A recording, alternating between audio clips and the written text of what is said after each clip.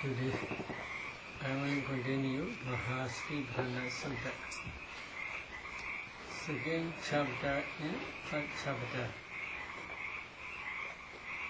Full posture and full awareness or clear comprehension. Riya Bhatha Papa Sambhajana Papa.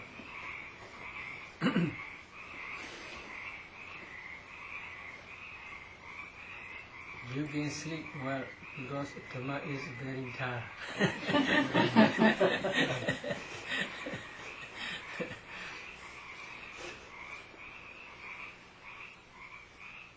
Unaja Brahmbhikkhu Bhikkhu Gichandawa Gichamiti Bhajanadi Sidawa Sidomiti Bhajanadi Nisinawa Nisinomiti Bhajanadi Siyanawa Siyanomiti Bhajanadi Yatha Yatha wa Vanasa Kayasa Yatha Yatha wa Vanasa Kayo Panihido Hodi Tata Tata Na Bhajanadi. Very simple sentences, but meaning is very difficult. What is the meaning? Again, bhikkhus a bhikkhu. When walking, he understands I am walking. When standing, he understands I am standing. When sitting, he understands I am sitting. When lying down, he understands I am lying down. Or he also understands however his body is disposed. This is very simple.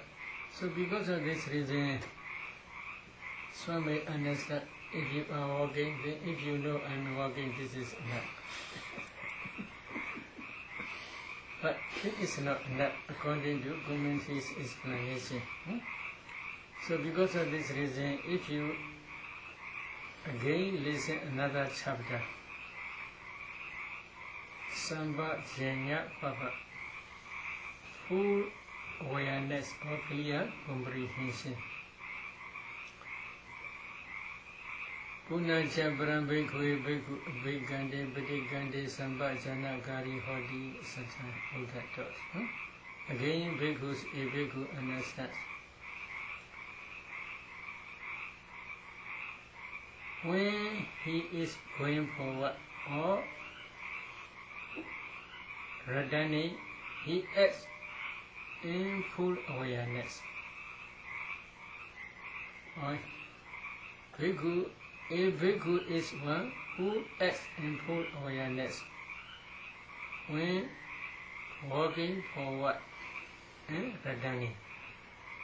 So in previous chapter, full body posture chapter, also Buddha says when walking he understands I am walking.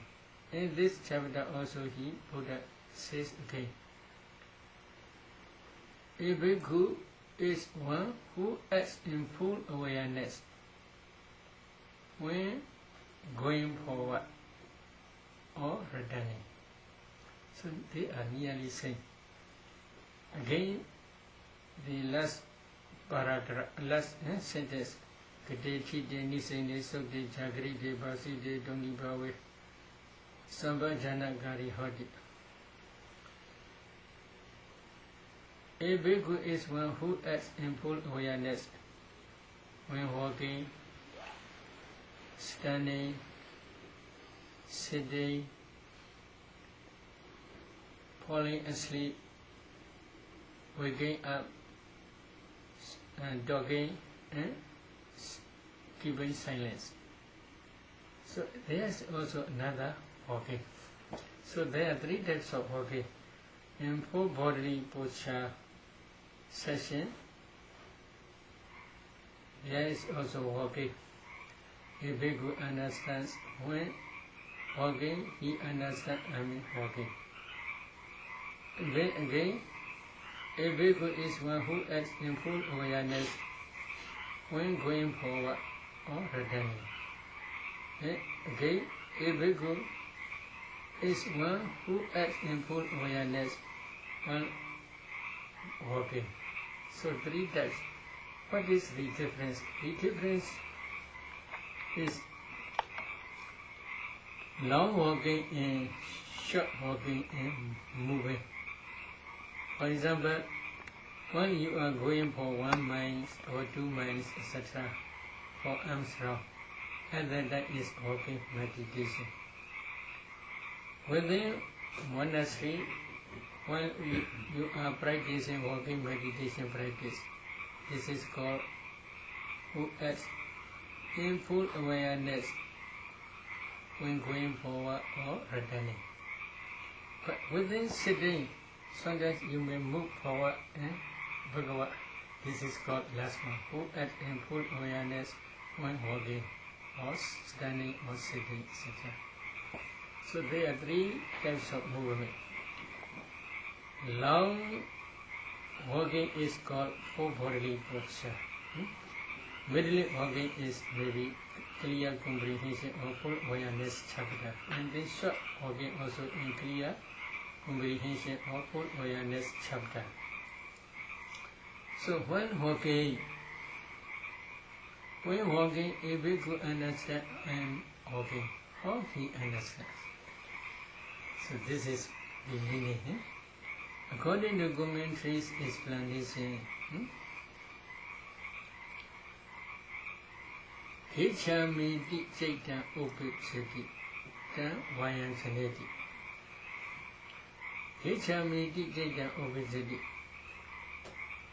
The consciousness arises that I will go. Before going, the consciousness arises I will go. You should try to discern that consciousness first.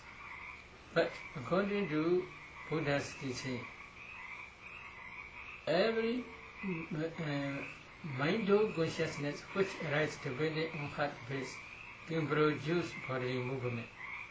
Eye-do consciousness, ear-do consciousness, nose-do consciousness, tongue-do consciousness, body-do consciousness cannot produce any bodily movement. Only mind-do. Mind-of consciousness arises depending on your heart base. So if you want to discern that consciousness, I shall go. I will go. If you want to discern that consciousness, I will go. Then you should try first to discern ultimate materiality first. Especially, you must be able to discern your heart base. If you cannot discern your heart base, then it is not easy to discern that consciousness, which you have the intention to go somewhere. So, first you should try to discern that consciousness. But that consciousness arises always together with associated mental formations. In Buddha's teaching, one mental factor alone cannot rise. They are always arise with associated mental formations. For example, when you are going for meditation, at that time, if you have wholesome Dhamma, then that wholesome Dhamma, wholesome consciousness is associated with usually 33 mental factors. First, when going to meditation hall, at that time you feel a happiness. Then there will be no wholesome dhammas. They are wholesome dhammas. They will be associated with unwholesome mental factors. But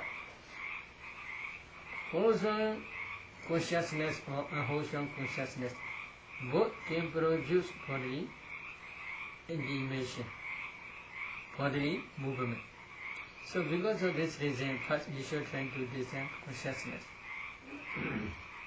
While sitting,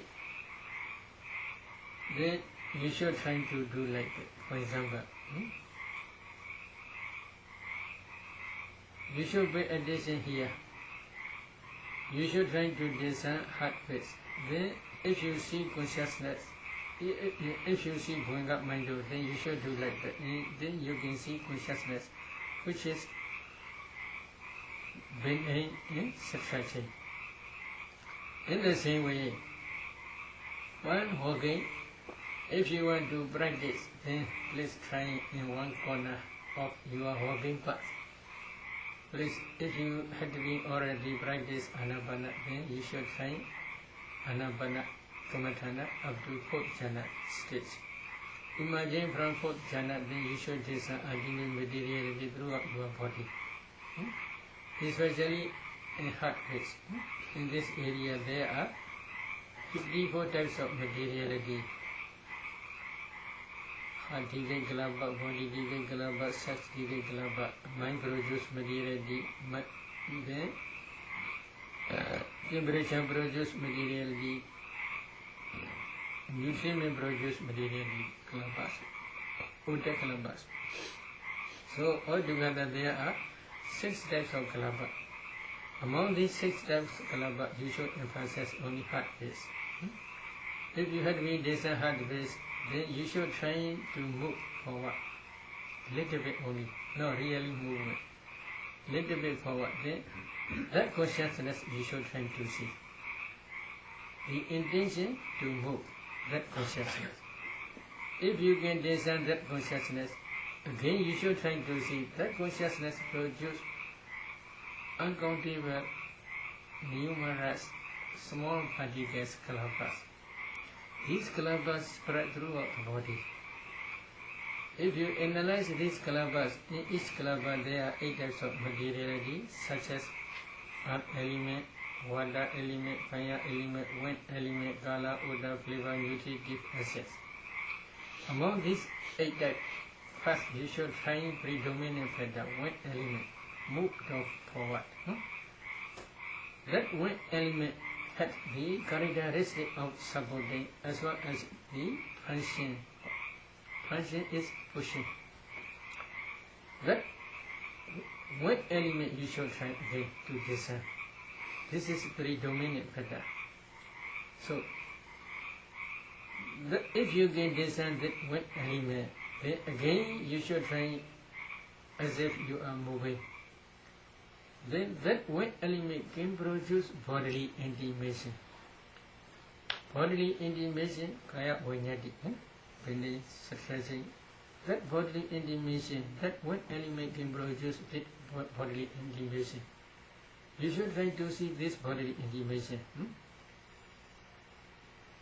Then when the wind element spread throughout the body, together with that bodily intimation, according to your own intention,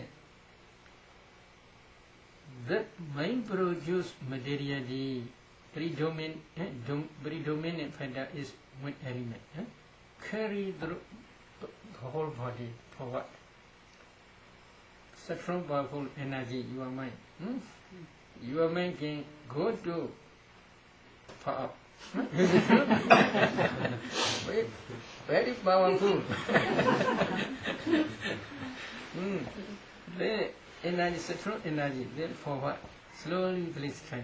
Then there are 2 types of materiality. Carrying materiality, be carried materiality. Be carried materiality means in our body there are 4 types of materiality. Karma produce materiality, mind produce materiality, temperature produce materiality, then nutrient essence produce materiality. Altogether there are 4 types. Among these 4 types, carrying materiality is mind produce materiality only. Be carried materiality is there are 4 types. Karma produce materiality, mind produce materiality, temperature produce materiality, nutrient essence produce materiality. Mind produce materiality is both sides. Carrying materiality also mind produce materiality. Be carried materiality also mind produce materiality. Why? For example, now you are walking to teacher. So that you don't want to go. Many complaints. Many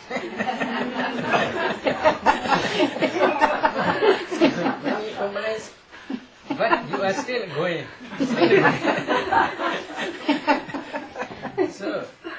So then when you are going, you may see any object. Cognitive process arise. That cognitive process also, except consciousness, mind movement. Other cognitive process, mind movements can produce in the same way. Mind produce materiality. While walking, you may hear any sound,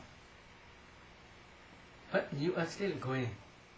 So that cognitive process, except consciousness. Other consciousness, mind movement, can produce mind produce materiality. In the same way, while you are going, you may smell any smell. You may feel any smell. That nostril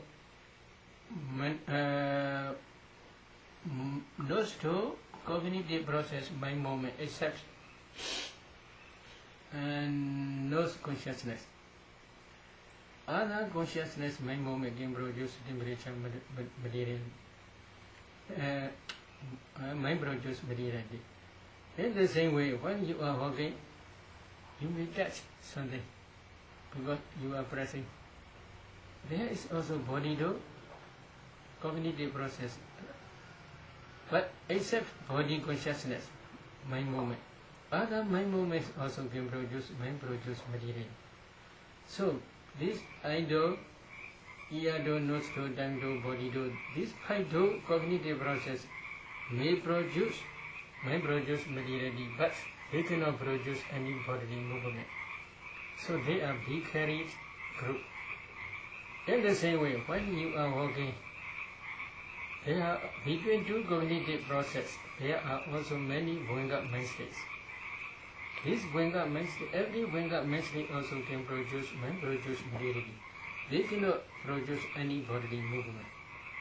Only mind cognitive process. That mind is strong, powerful mind only. Maybe at the beginning stage, few mind movements, mind cognitive process, they cannot produce any bodily movement. Strong, powerful mind cognitive process only can produce bodily movement. So, because of this reason, mind produce material is both sides. Carrying materiality, be carried materiality. You should try to discern both sides. Carrying materiality also you must try to discern. There are 8 types of materiality only. Be carried materiality, there are 4 types. Karma produce materiality, mind produce materiality, temperature produce materiality, nutrient essence produce materiality. These 2 types of materiality you must discern. But when walking, especially you must emphasize mind produce materiality which produce bodily movement when you are walking. When you are walking, if you emphasize only mind produce materiality which is moving forward, then slowly you will understand this is carrying rupa. You will also see vicarious rupa. For example, here's one man is coming, carrying something on his shoulder. You are emphasizing only man, but in everyday value, you can also see this carrying back because they are together. In the same way, while walking, you should emphasize only carrying materiality only. This is mind produce materiality. But when you are emphasizing carrying materiality, then you, in everyday value, you can see vicarious rupi, 4 types of materiality. Karma produce materiality, mind produce materiality, temperature produce materiality, nutrient essence produce materiality. These 4 types of materiality also you can see. In commentary, they show one example. There's a small river, for example. Water is flowing. If you put dry leaves on the water, dry branches on the water, they also will flow. But these leaves or these branches cannot move, but water is flowing. In the same way, water is like mind-produced materiality. Karma produce materiality, temperature produce materiality, mind produce materiality, and then nutrient acid produce material like leaves. When water moves, they are also move. So because of this reason, from this place you can go to there, from there you can come back here. So because mind produced materiality is carrying the whole body, you should try to see this. So, this is the meaning. But to reach that stage, you must already have discern ultimate materiality. Then you must already discern ultimate mentality. Because of this reason, after Anapana session of the Vipassana stage, Buddha taught. After that only Buddha taught this four bodily posture session. In the same way, Sambhajana session, clear comprehension session, or full awareness session. It is connected to each other. Without discerning ultimate mentality, ultimate materiality, if you practice this four bodily posture meditation, you cannot understand the right meaning. But to reach that stage, for beginners, not easy. So because of this reason, for beginners, in clear comprehension session, commentary explains four types of Sambhajana, clear comprehension or full awareness. Four types is, number one is Sattaka Sambhajana. Number two is Sabbaya Sambhajana. Number three is Gochara Sambhajana. Number four is Asamoha Sambhajana. What is Sattaka Sambhajana? When you are bending, when you are stretching your legs, you should try to understand whether this is beneficial or not. When you are going somewhere, you should, before you are going, you should reflect. When I am going to this place, whether there will be beneficial or not. What is benefit? Benefit is increasing wholesome dhammas. What wholesome dhammas? Dana also wholesome dhamma. Sila also wholesome dhamma. Samadhi, samatha, concentration practice also wholesome dhamma. Vipassana insight also wholesome dhamma.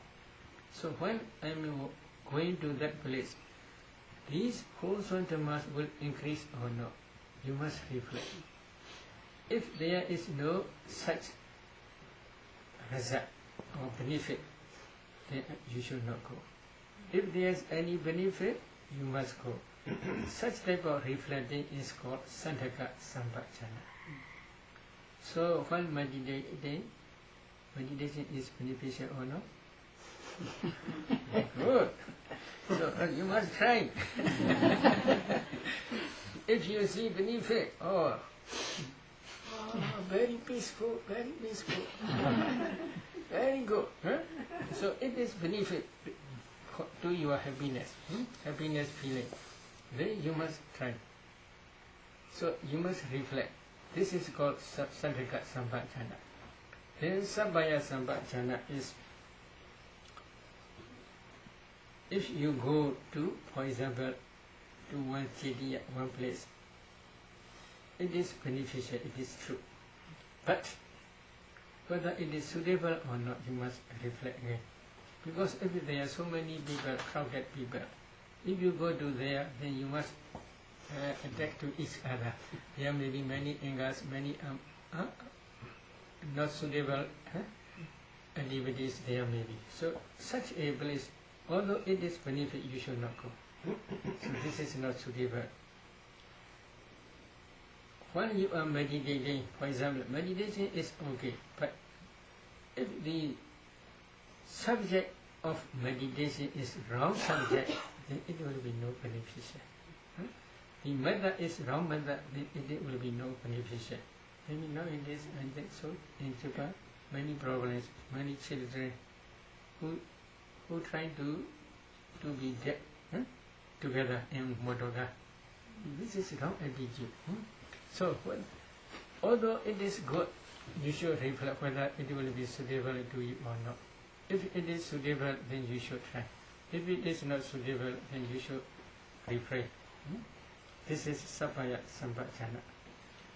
These are outside meditation, only just reflection only. But another important thing is Gochara Sambhajana.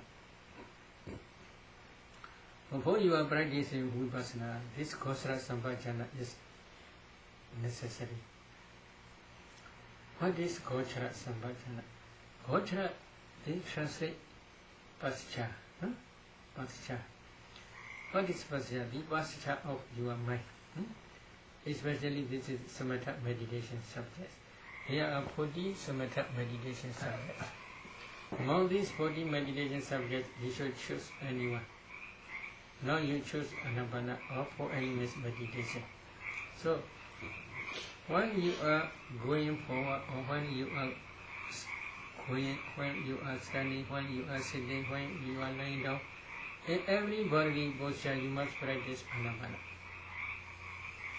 This is Gochara Sambhajana. But if you are practicing 4 elements meditation, while walking also you must try to understand 4 elements. When standing, when sitting, when lying down, in every bodily posture you should try to understand 4 elements only. You must concentrate on 4 elements object only. This is Gochara Sambhajana. If you are practicing kasinas in the same way, if you are practicing white kasina, in every bodily posture you must do white kasina. This is Gochara Sambhajana. Other Kamathanas also say. So among 40 Samatha meditation subjects, you can choose anyone. Before you are going to Vipassana stage, then you should do in everyday value you must do. If you want to go to Vipassana directly, 4 elements meditation is in everyday value. This is necessary. You must practice 4 elements meditation systematically. At that time only you can go to Vipassana. But be careful. When you are practicing Samatha or Vipassana, you should not miss many Kamathanas. You should not confuse. If you are practicing Anapana, you should emphasize only Anapana in every bodily posture. Except maybe if there are 4 protect meditation. 4 protect meditation, if necessary, you can do occasionally only. But except this 4, you should not do any other. But when you are practicing Anapana, you should not go quickly without clear understanding the stages. If you go very, very quickly, then your jhana will be not clear jhana. If your jhana is not clear, then concentration cannot be. You cannot maintain your concentration for a long time. Within few minutes, if you go to first jhana, second jhana, third jhana, fourth jhana, okay. This is not good. This is not good. So please be careful to make sure. If you satisfy only, then you should go on another jhana.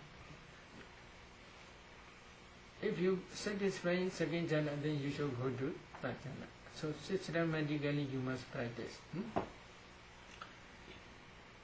You should not confuse any meditation subjects. In the same way, when you are practicing Vipassana also, you should not try superficially. Oh, I had Vipassana ultimate mentality. I had Vipassana ultimate mentality. Oh, I had to study dependent origination very easy. In this way you contemplate. This is not good. We are teaching systematically. You must face ultimate materiality clearly. You must discern ultimate mentality systems clearly. You must discern dependent origination. At least 2 ways we teach. At least. For those who want to practice more, 5 ways we teach. Dependent origination, there are 5 ways for that. After that, you must discern this ultimate mentality, ultimate materiality and their causes by way of characteristic, function, manifestation and proximate cause. So there are in each mental factor, in each physical, in each rupa, there are different characteristics, different function, different manifestation, different proximate cause. For example, earth element. What is the characteristic of earth element? In many sutras, especially Buddha emphasizes only characteristic of earth element, two only. Kakhala, Krigata. Kakhala is hardness. Krigata is roughness. Why? How soft maybe if you touch, you can feel little bit hardness. Less hardness is called softness. Strong hardness is called hardness. So only there are always when you compare two objects at that time only this is soft, this is hard. But how soft maybe if you touch, you can feel little bit hardness. So because of this reason, instead that Buddha emphasizes only two, Kakala and Krigata, hardness and roughness. But in Abhidhamma, Buddha says six: hardness, roughness, heaviness, softness, smoothness, lightness. Why? The listeners, especially Devas and Brahmas, their body is very soft. So because of this reason, if they distinguish hardness and softness, they will be understood clearly, because their body is very soft. In the same way, roughness and smoothness, heaviness and lightness, if they distinguish in this way only, they will understand clearly. Because of this reason, Buddha taught in heaven, in Abhidhamma. But in human world, usually many, like Mahayana, Vada Sutta, and Dhandu Vimanga Sutta, etc., only Buddha taught Kakala, Krigata.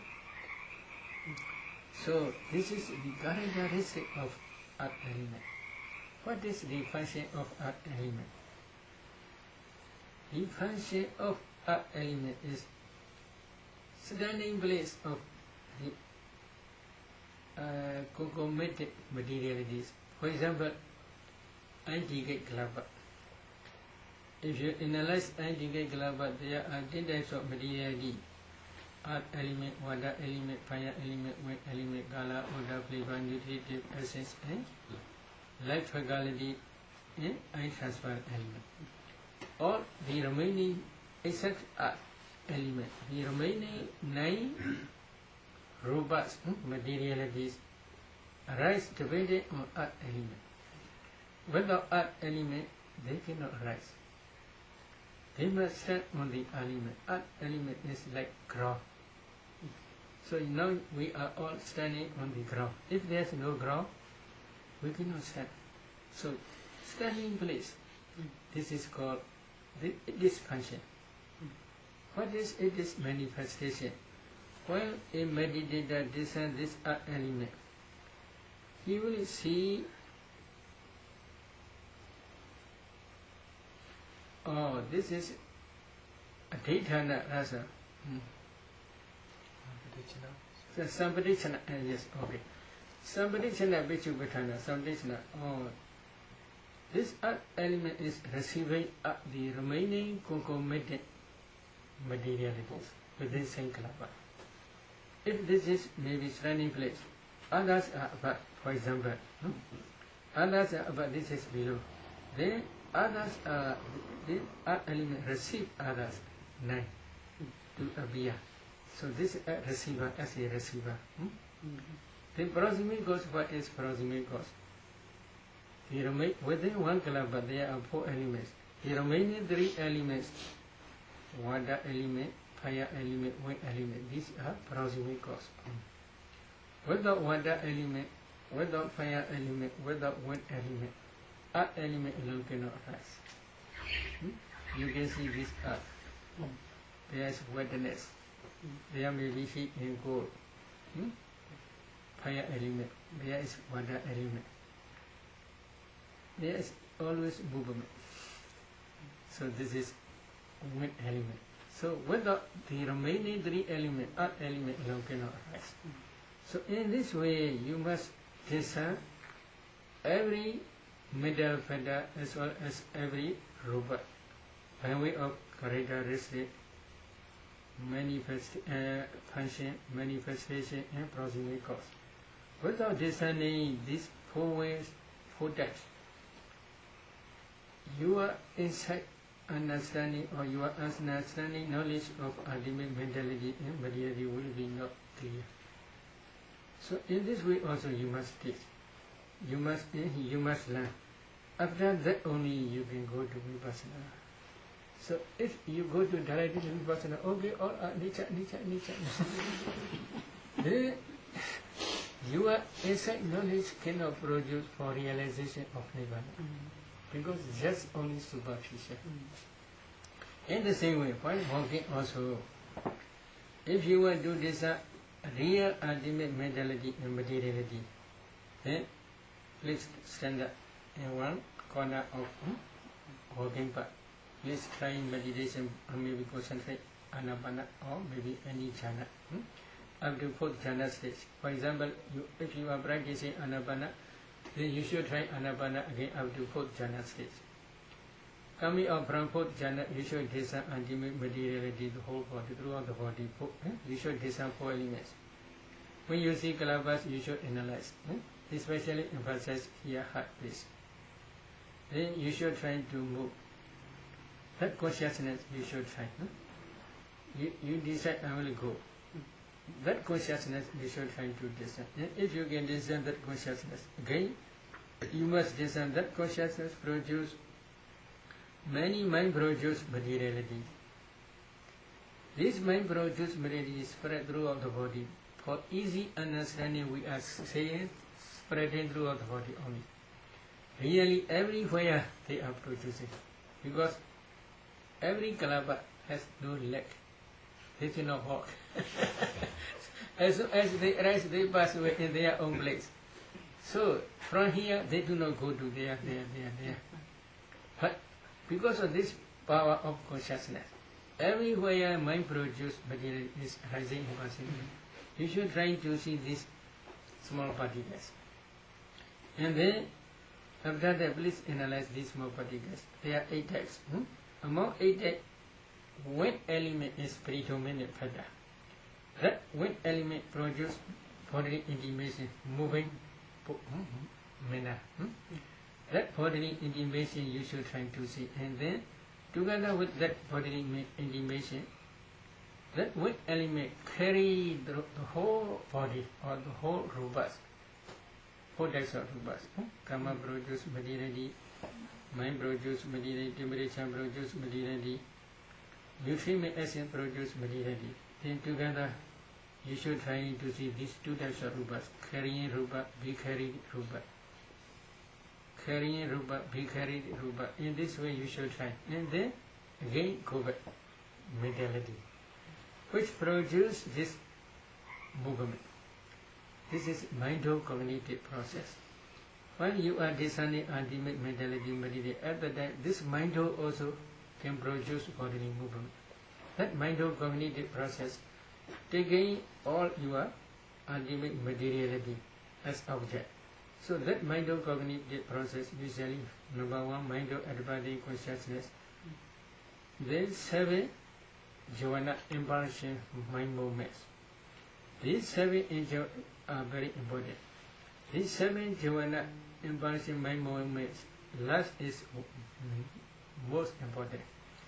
The preceding 6 are supporting cause. Last is to produce bodily movement. So this such type of mind-cognitive process rise and pass with many times. So many mind-cognitive processes can produce bodily movement only. So that mind-cognitive process together with associated mental formations are called nama. Carrying rupa and being carried rupa, these 2 are rupa. So you must decide alternately nama, rupa, while walking. In this way you must do. If you can do in this way, Buddha says, again, bhikkhu understands. When walking, he understands I'm walking. When standing, he understands I'm standing. When sitting, he understands I'm sitting. When lying down, he understands I'm lying down. Only nama, rupa, mentality, materiality you must listen. But not yet finished. Another sentence, this sentence has many arguments. Yatha wa panasa kayo panihito hoti tata nambachanati. What is the meaning? Or he also understands. However, his body is disposed. So he must try to understand however his body is disposed. What is the meaning? Previously, Buddha taught full body posture separately. Now, full body posture together only. Whenever, however you dispose your body, you should try to discern ultimate mentality, materiality in the same way only. This is the meaning. So, while walking, what you should do to understand? While walking, you must try to understand ultimate mentality and materiality. If it is so, why Buddha taught the last sentence,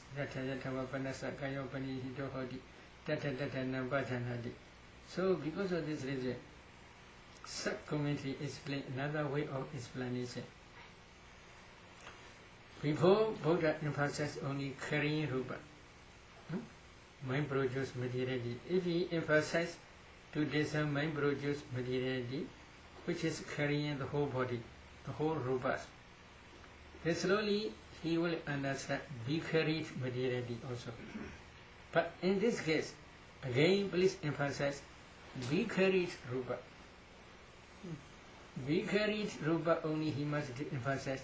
If he emphasizes discern vicariate rupa, slowly he will also understand carrying rupa also.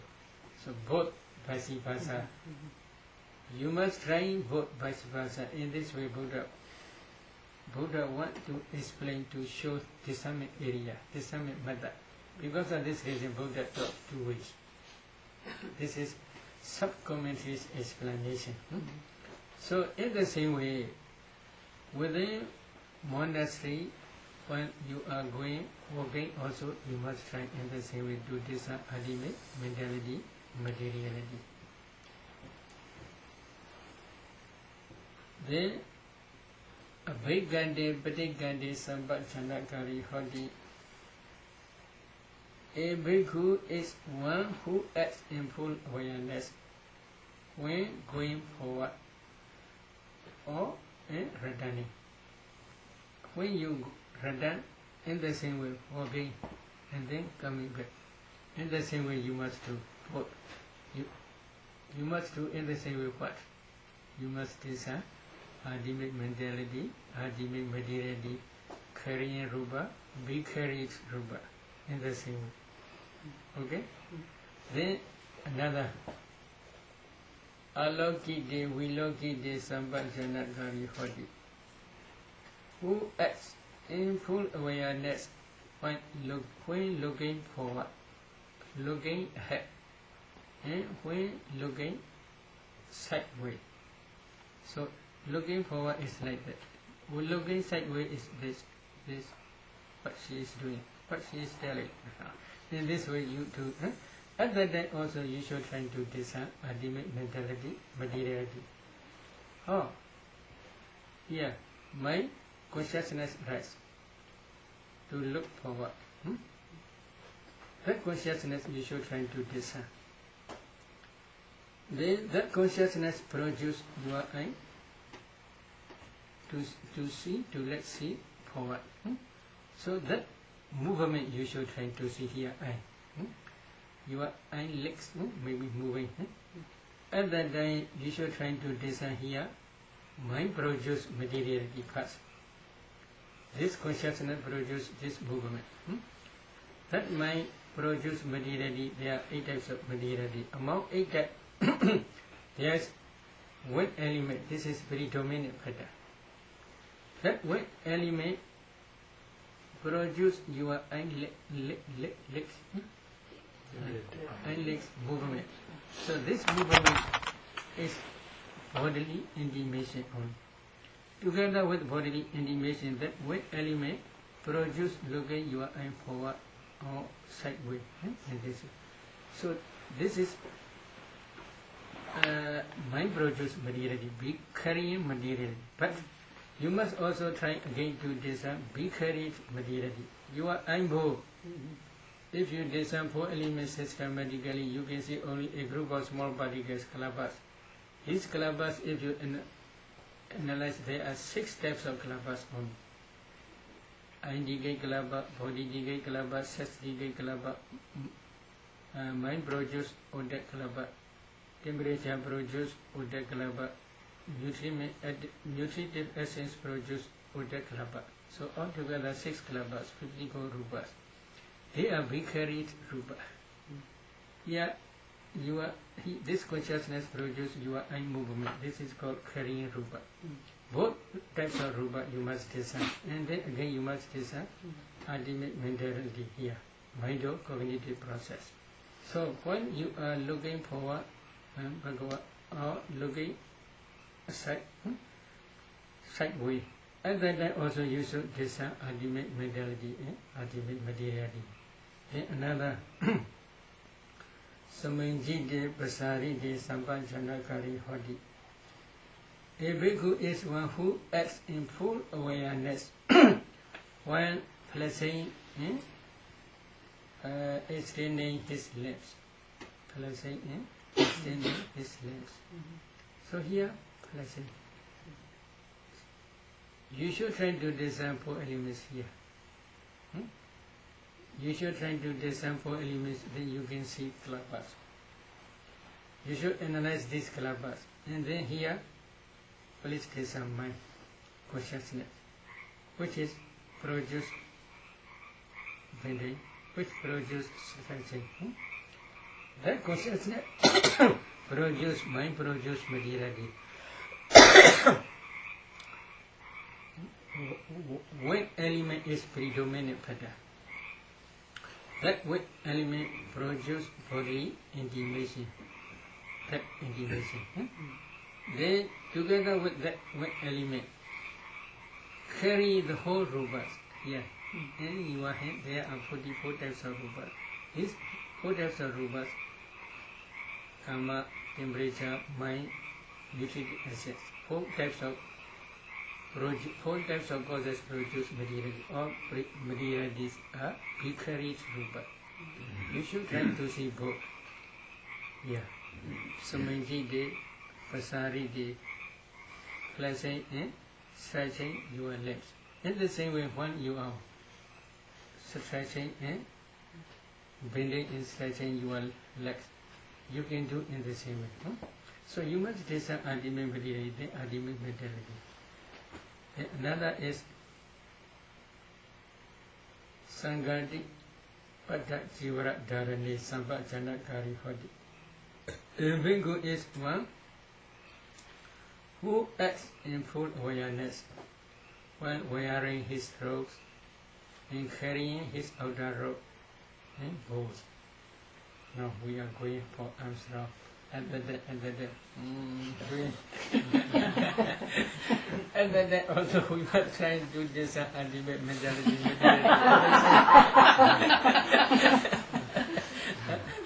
So, in detail, if you write it slowly, then you will understand this meaning. So, Mahasri Prana, what is Mahasri Prana? This is very important. If you understand only just superficial, your way of practice will be superficial only. If you understand deeply according to the meaning of Buddha's teaching, and then only you can practice systematically. Then another one is Asidi Pidi and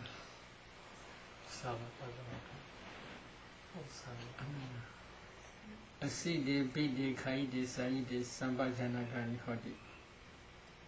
A bhikkhu is one who acts in full awareness when eating, drinking, consuming food and tasting.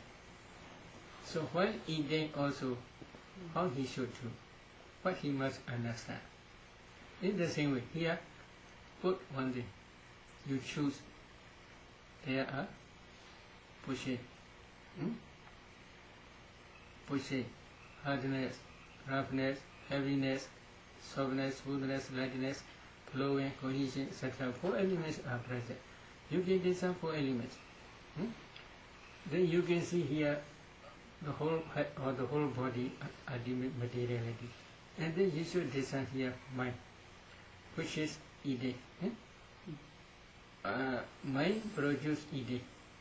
That consciousness you should try to design. That consciousness produce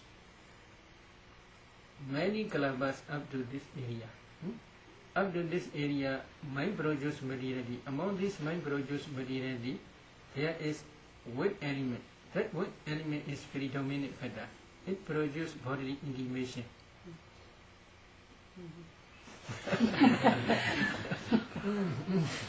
Bodily intimation. This intimation is produced by. That intimation carries the whole rupas. Here in this area there are 44 rupas. Kama produce materiality, mind produce materiality, temperature produce materiality, nutriment produce materiality. These 4 types of materialities are here. These rupas, this what element or mind produce materiality, carrying rupa, carrying as if chewing, as eating, as consuming any food, or as tasting. So in this way they are producing. So here you should design materiality, and then again you should design here mentality, which produce to eat or to consume, etc. So both while eating you must do what? You must design ultimate mentality, ultimate materiality. Okay? Very easy. Then not yet finished. Another. Okshara Basava Kami Sambhajana Koti Kari Hodi. A bhikkhu is one who acts in full awareness when defecated and urinated. When defecated or urinated, when element is predominant factor. When pushed, after that only they come up. When is do not push, they will not come up. So that when element is produced by mind, especially predominant factor. This is carrying rupa. The whole dung or the whole urine carry out. So this is carrying rupa. We carried rupa, but that carrying rupa is always associated with other rupas. We can say we carried rupa. Kama produce materiality, temperature produce materiality, mind produce materiality, nutrient essence produce materiality. But they together, they are one element altogether. They together defecate or urinate. Because of this reason, you should try, especially when you are defecating, if they go out. This is only temperature produce materiality only. Temperature produce materiality means if you did some 4 elements in that junk or urine, you can see only a group of small particles. These small particles, if you analyze, they are only 8 types. Among 8 types, there is temperature. That temperature produces another new generation successfully for a long time. So they are only nutritive temperature produced material only. They are also big carried rupa, not carrying rupa. So these rupas you must design. Then again you should design ultimate mentality here, especially mind-cognitive process. But other cognitive process also you can design, no problem. No problem means when you are defecating, smell is very good or no? So you can decide there at that time, oh, no stove, cognitive process, you can decide. Sometimes you may hear any sound, you can decide. I do cognitive, cognitive process. You may see anything, you can decide. I do cognitive process also. No problem at that time. If you are discerning ultimate mentality, materiality, while you are defecating also, you can become Sotapanna. Because you are practicing always. You are always practicing. If you can discern ultimate mentality, materiality in this way, it is very beneficial, very reversible at that time. Although reversible, if you can practice Vipassana systematically, it is very beneficial. Is it true? Mm-hmm. Yes, very good. Then another is what? Another is Gede Kide Nisene Soke Jagri de Sambhajana Kari Hoti. Gede Kide Nisene Soke Jagri de Vasi de Doniva with Sambhajana Kari Hoti. Geda may be walking. Kida standing. When walking, when standing, when sitting, and when falling asleep, and waking up. And then Pasida, when talking, and then Donibawa, when keeping silence. You must try to understand ultimate mentality, materiality. This is small movement. When you are sitting also, you may move forward a little bit, maybe move backward a little bit. This type of going forward and returning. This type, at that time also you should try to discern ultimate mentality and materiality. But there is another problem. While you are falling asleep, how you can discern ultimate mentality and materiality? Because you are sleeping. The reason is that before you are sleeping, you can discern ultimate mentality, materiality. Maybe you may fall asleep, no problem. As soon as you wake up, you can discern ultimate mentality, materiality again. While you are practicing Vipassana, maybe somebody did that also inform me. While they are practicing Anapana, before they are sleeping, they can pay attention Anapana Nimitta, very bright. Then they fall asleep. As soon as they wake up, they can see Nimitta is here. So this such type of way. Another way is after when you wake up, at that time also you can reflect. While sleeping, at that time ultimate mentality, materiality, you can discern, no problem. And then when you wake up, at that time also suddenly you must discern ultimate mentality and materiality. In the same way, while you are talking, there are also, at that time also you should try to discern ultimate mentality, materiality. How you can discern? Here consciousness, which I only talk. Consciousness, I only talk, rise. That consciousness you should try to see. Then that consciousness mind produce kalabas many. These mind produce kalabas are spreading throughout the body. But especially this area predominant. Here, coming up from here. You want to talk. So at that time, here, your lips, little bit movement. That mind produce materiality, produce this movement. How? In that mind produce materiality, there is wet element. This is predominant pattern. That wet element produce bodily intimation, movement. In the same way, verbal intimation here, making sound. How sound makes? Here, I want to explain here. If you can discern in this area 4 elements, you can see here 4 types of materiality. Mind produce materiality, temperature produce materiality, karma produce materiality, mind produce materiality, temperature produce materiality, and nutritive essence produce materiality. 4 types of materiality. Among these 4 types, in each kalapa there is earth element. The earth element is around this area, very clear. Among these earth element, karma produce earth element is predominant pattern. Here mind you want to do something. Your mind produce material becoming successfully here. Up to this, in that mind produce material, there's earth element. Among this mind produce material, there's also wind element.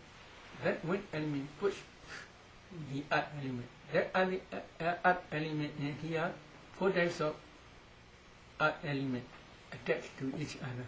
So because of this reason, they became sound. So here, Pathavi, they push because of wind element. So sound coming. In the same way here, you are telling, at that time also, in this area also earth element. 4 types of earth element. Among 4 types of earth element, karma produced earth element is predominant factor. Why? His voice, or her voice is very good. His voice, her voice is not good. Sound is very good. Some person's sound is very sweet. Some person's sound is not sweet. Why? That earth element, karma produced earth element is predominant factor. There is maybe wooden gong. Wooden gong, do you know wooden gong? If you strike, if wooden gong is very hard and very good quality, then if you strike, sound is very good. But wooden gong is not so hard. Maybe many spaces. If you strike, sound will be not okay. In the same way, wooden gong is karma produced material is like solid wooden gong, good wood quality. So if karma produced earth element is very good, then sound will be very good. Mind produced earth element is like what layer, like maybe morning when that person is now calling. So they are two. This is like mind produced material. This is 4 types of material, especially karma produced material is predominant pattern. Okay?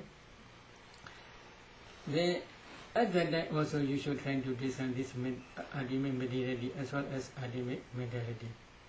So because of this reason, every bodily posture, when you are practicing anapana, you should try anapana only. Up to 4th jhana stage. After that, if you discern ultimate mentality, then you can try to discern ultimate mentality and materiality. But this is not the end of this chapter. Buddha continue another week Vipassana.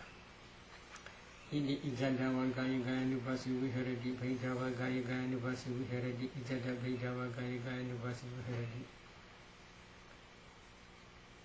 In this way, a bhikkhu, he is contemplating body as a body internally.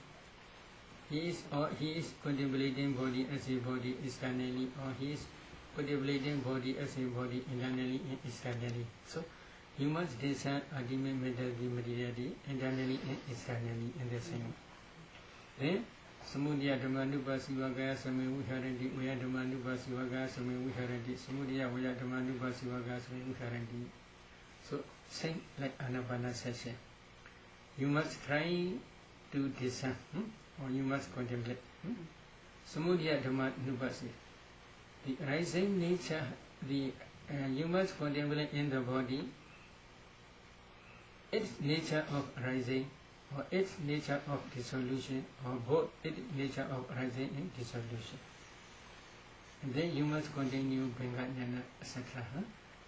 Only just base dissolution, and then slowly when you are inside begin, Mijua, you are at the end of your inside knowledge, part and fruition knowledge will arise. That part and fruition knowledge will realize Nibbana.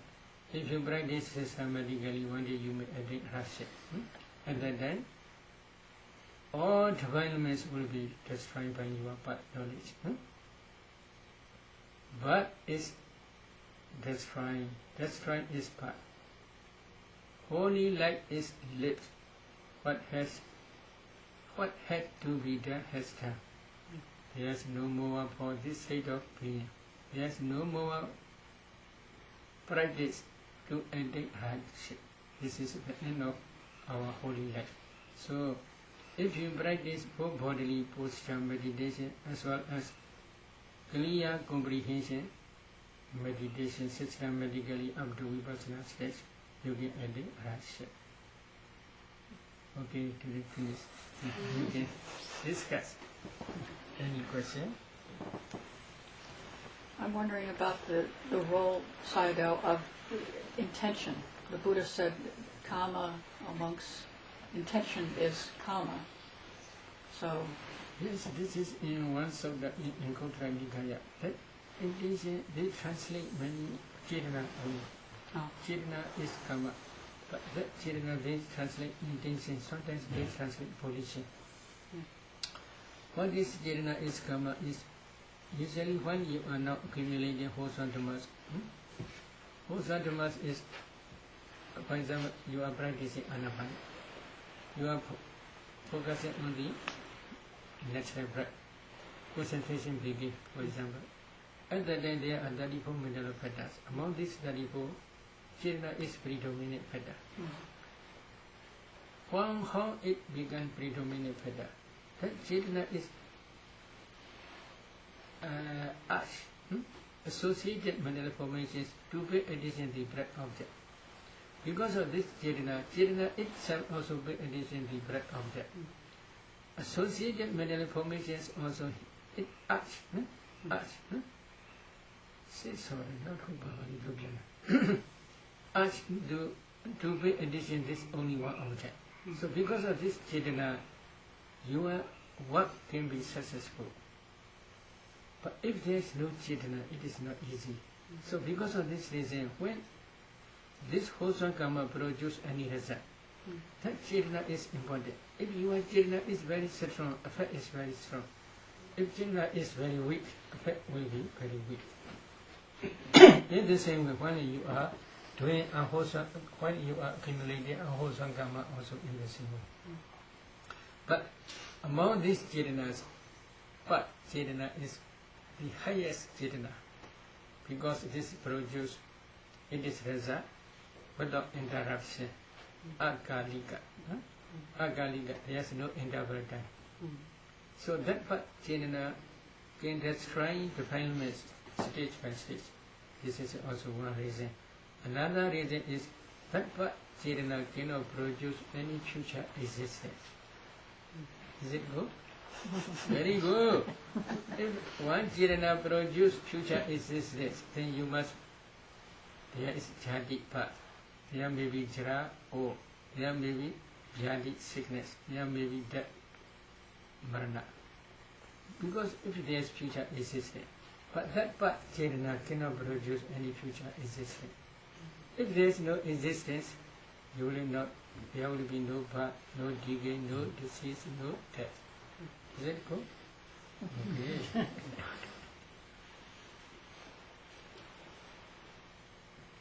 Any question? Sayadaw, bodily intimation and verbal intimation are listed separately. Yes. And I don't understand the distinction between them. Separately they are mentioned, but they are maybe A, B, C, etc. This is also together with bodily intimation. But bodily intimation alone cannot produce right sound.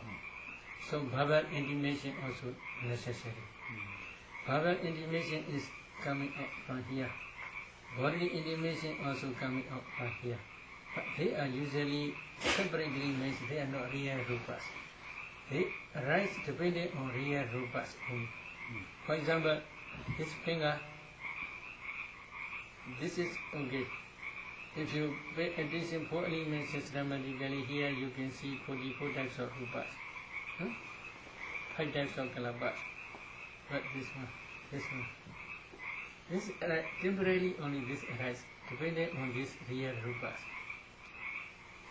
So because of this reason, they are not real rupas. They are intimation only. for communication only. And a second question along the same line. Mentally produced kalapas are the reason that we perceive movement. Yes. Are the kalapas with the predominant wind element, are they the cause and condition of further kalapas, or are all kalapas, do all kalapas have the mentality as their cause and condition? Mentality. Maybe one, because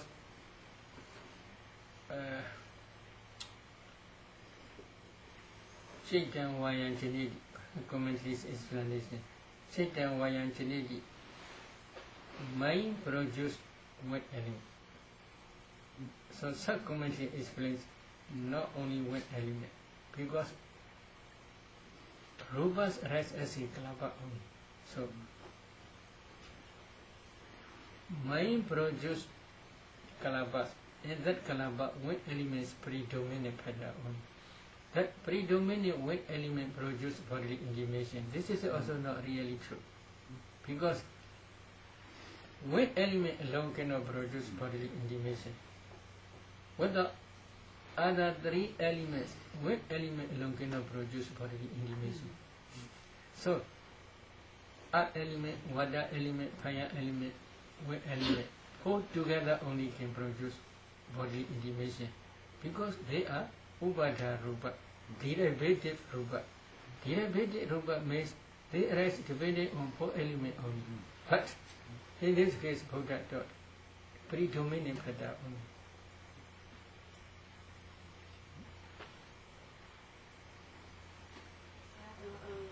What kind of rupa is the breath? Mind produce material. Does that do? If you design, if you design here four elements, systematically, breath is nothing but a group of small particles. These particles, if you analyze, there are 9 types of materiality. 9 types of materiality means earth element, water element, fire element, wet element, kala, oda, priva, nutritive essence, and breathing sound. In one kalapa there is earth element, in another kalapa there is earth element. Because of wet element, they attach to each other. So when they begin sound, so together with sound, there are 9 types of materiality. They are produced by mind. But without body, mind alone cannot produce. So because of this reason, inevitably, body also another supporting cause. Nose, this is also another supporting cause. But while you are practicing anapana, internal is mind produced materiality as well as nimitta. Nimitta is anapana nimitta. That nimitta internally is mind produced materiality because white color, as well as temperature produced materiality. But if the nimitta is shining up to outside, that outside area nimitta is temperature produced materiality only. That temperature is not outside temperature. That temperature means in mind produced materiality there is tejo element, fire element. That fire element is called temperature. That temperature produces new generation. But that generation is not only inside but also outside. So because of this reason, you can see here nimitta outside. This nimitta is temperature produced materiality only.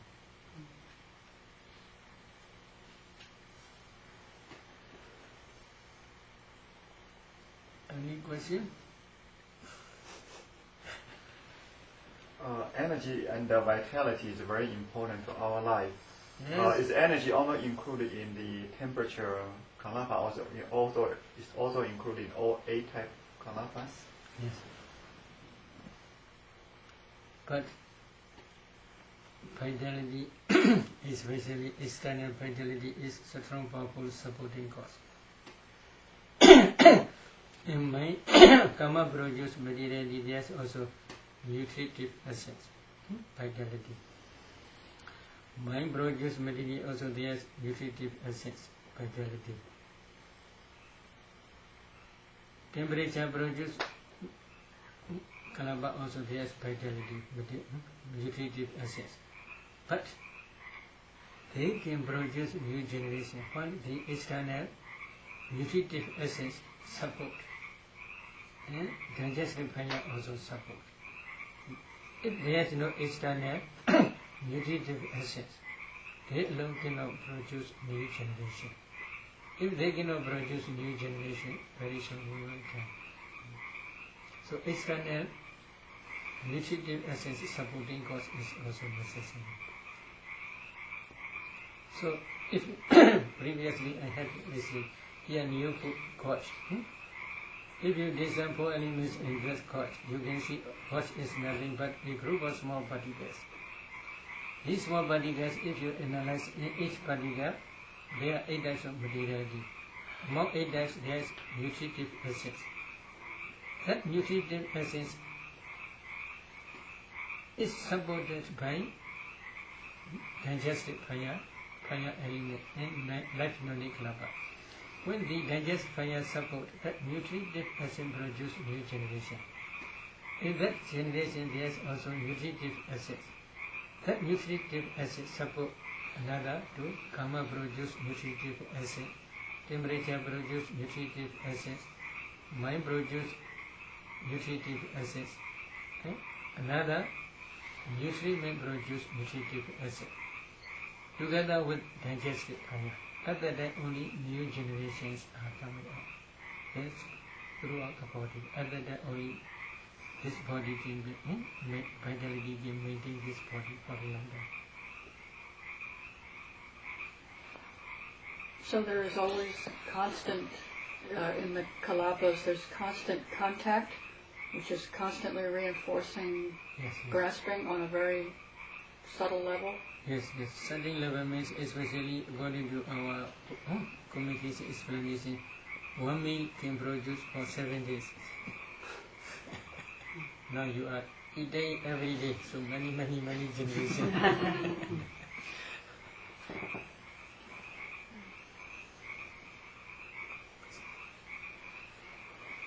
Can Sadhu explain how some people have managed to train themselves to support the body only with breathing, not taking water, not taking food? How that they can support the life process in this way? There may be also their karma, I think so.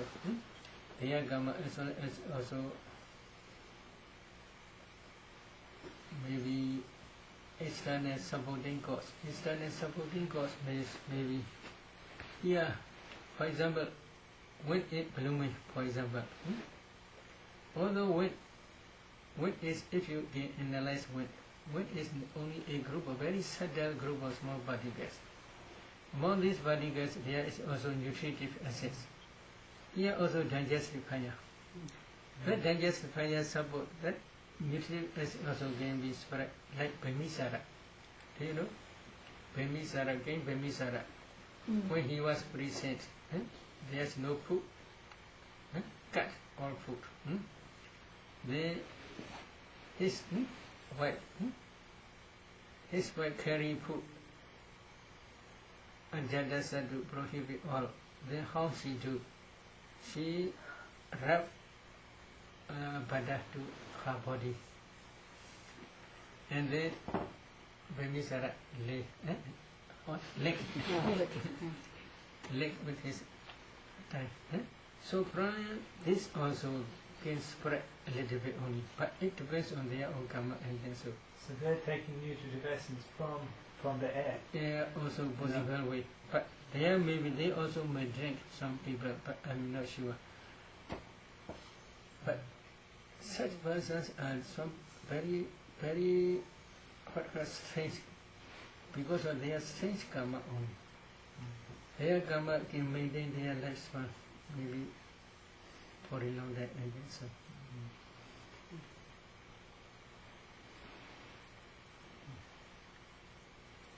And because do you have a book you have written on the Sattvatthana Sutta? Do you have a book that you have written on this subject? Yes, maybe original translation only. No commentary. Commentary we cannot bring because very heavy. Say those books. Written by Oh, yes, maybe one of my disciples is edited, not yet finished. Because I tried this tomato in Pina maybe 2 or 3 years ago. He is edited, not yet finished, partially only finished. Then if it is finished, they will put it out. They will publish.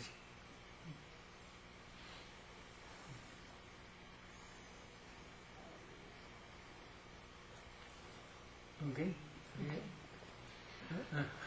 Yeah. Does a person do all this, what you described tonight, until the end of their life, or is the process stopped after, let's say, the Vipassana work? Maybe I do not understand your question.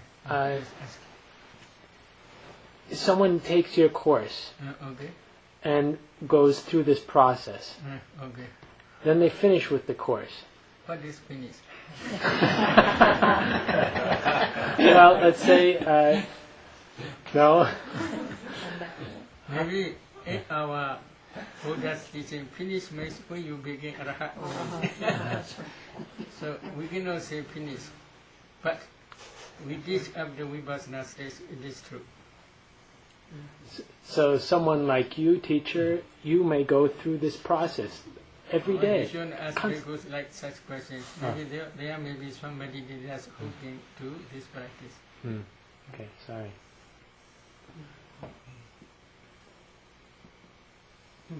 You should try to show evidence. To show what, sorry? Evidence. What evidence? To prove. Okay. Whether this is true or not, you should try.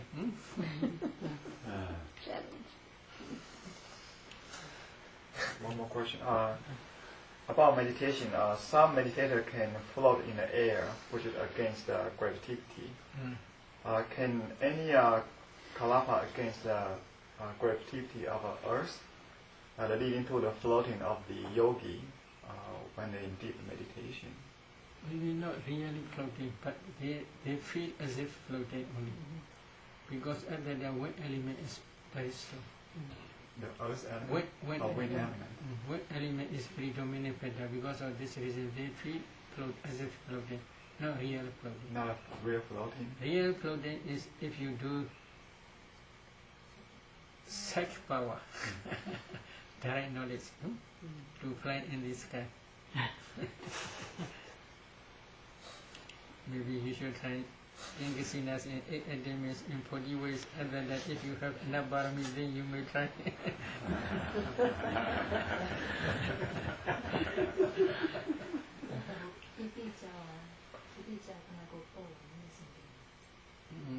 Maybe another way is maybe when you are meditating, other than strong powerful rapture, piti, rasa. That piti also can produce sublime mind produce materiality, very superior mind produce materiality. Other than among these kalabas, wind element is very strong. So because of this wind element also sometimes they may float. But in commentary there's one story, but it will be very difficult. Maybe there's one lady who had pregnant. She went to, according to their culture, on the top of mountain there's one festival, Buddha Pujaniya festival. So she also want to go to that mountain, pagoda. But her parents do not permit her because she had pregnant. Because of this reason, but from her house, she heard the chanting voices in the pagoda. So she gained a lot of pity. Other than she reflect Buddha's qualities, she got a lot of pity. Because of this pity, her body fly in the sky and go won't do that stage yet. But it will be very rare story.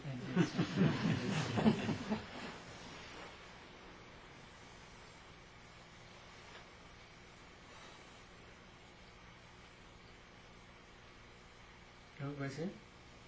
If there's no question, then let us start today. Sadhu, sadhu, sadhu.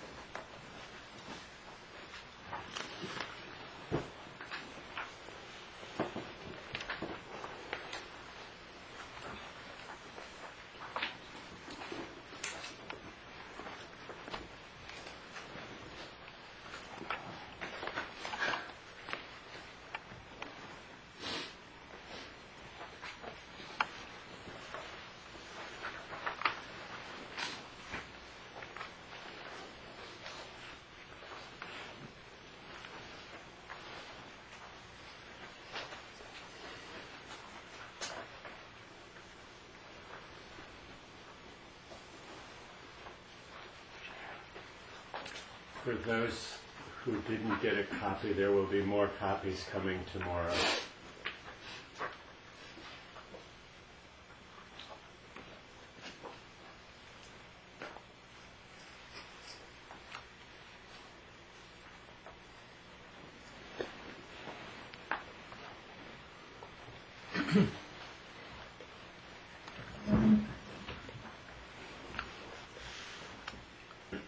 Today we will discuss about 11 types of imperfections. One day Buddha visited Venerable Nirodha and his accompanies Nadia and Kimila. At that time Venerable Nirodha is trying for divine eyesight power. Later, when he became Rahat, he is the foremost disciple among those who have exercised, who exercise divine eyesight power. So before he became Rahat, after began Sotabana, he practiced this divine eyesight power. He can perceive the light in vision of forms, but so afterwards, the light in the vision of forms disappears. Why the light in the form of the vision of forms? Why did the light and the vision of forms disappear? He do not understand because. So he informed his difficulties to the Buddha. At that time Buddha explained the imperfections. These 11 types of imperfections. These 11 types of imperfections are our Buddha's experience before his enlightenment. While he is practicing meditation in Uruvela, he gave up asceticism or Oscar, self-modification practice. Then he did raw food, make his body strong. At that day, he practiced samatha and vipassana. He practiced Tenggasinas and 8 attainments. And he practiced anapana up to 4th jhana. Especially, he practiced at that day 5 mundane sight power. Among 5 mundane sight power, divine eyesight power is one. While he is practicing divine eyesight power, he also discovered the light and the vision of forms. But so afterwards, the light and the vision of forms disappear. Why this problem appear in him? He especially he investigates the cause. He sees number one cause is doubt. When doubt arose in him, his concentration fell away. When his concentration falls away, the light in the vision of forms disappear. He discovered the cause and condition for the disappearance of the light and vision of forms. What is doubt? This is important. I want to explain a little bit more. If one meditator wants to practice divine eye sight power, first he should try 10 kasinas and 8 attainments. Especially later he should emphasize 8 kasinas from Art Kasina to White Kasina. In each kasina up to 8 attainments. He must practice in 40 ways. If you want to understand 40 ways, then please try to see Visuddhi Magga, the path of purification. After that, he must choose one kasina among 3. 3 is number 1 is Tejo Kasina, Fire Kasina. Number 2 is Odada Kasina, White Kasina. Number 3 is Aloka Kasina, Light Kasina. Among these 3, Light Kasina is the best. For example, if a meditator chooses Light Kasina, then he should try taking light, maybe such as light. Taking light, he should try Light Kasina up to 4th jhana. But he must practice again and again. When his 4th jhana produces strong powerful light, at that time, coming up from 4th jhana, he should spread this light kasina up to limited area. For example, 1 compound. He should spread this light within 1 compound. And then he should concentrate on that light again, but not up to 4th jhana stage. Up to excess concentration stage of 4th jhana. Then imagine from that excess concentration, he should do let there be light here. Within this area, the light must be within fixed area. So if he do in this way Adhitthana resolution, after that he should try to look, to see, to concentrate on that light. There is a strong powerful concentration will arise. At that time, he can try to see within this limited area different objects. What are different objects? There may be animals, there may be pretas, ghosts, there may be yakas, demons, there may be devas, there may be human beings, there may be animals. When he is seeing these different beings, different objects, at that time doubt arose. Why? What doubt? What are these objects? Oh, they are man or woman, they are animal or ghost, they are demon or deva, etc. In this way he cannot decide well, because this is past experience. So when that doubt is appear, then because of this doubt or investigation, then slowly concentration will fall away. When concentration fell away, then the light and the vision of forms will disappear. In the same way, this is one example. When you are practicing Anapana, for example, you may see light. Oh, what is this? What is this? What is this? Oh, light is coming from here. Oh, it is nimitta or no? Oh, light is coming from here. Is it nimitta or no? You should not investigate. If you have such doubt, this is problem. Another doubt is, this is real nimitta or not? In this way, if you have doubt, this is also problem. But you should not investigate other than just focus on the breath. While you are focusing on the breath only, when your concentration develops further, the breath will become nimitta. The breath will become nimitta means the breath coming out from the nostril will become with color, maybe such as gray smoking color, or maybe white color, or maybe brighter color, bright color.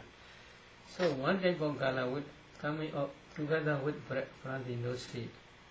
At that time, when we got this is nimitta. Nimitta means the sign of concentration. Well, at that time, if you concentrate on that nimitta quickly, then it will disappear because your concentration is not yet sufficient enough to maintain this nimitta. So at that time, you should focus only on the natural breath only. While you are focusing on the natural breath, mind automatically stick to that nimitta. At that time, you should concentrate on the nimitta only. No investigation, no doubt. If you have a lot of doubts, then your concentration will fall away. When your concentration falls away, falls down, then the lack or the nimitta will disappear.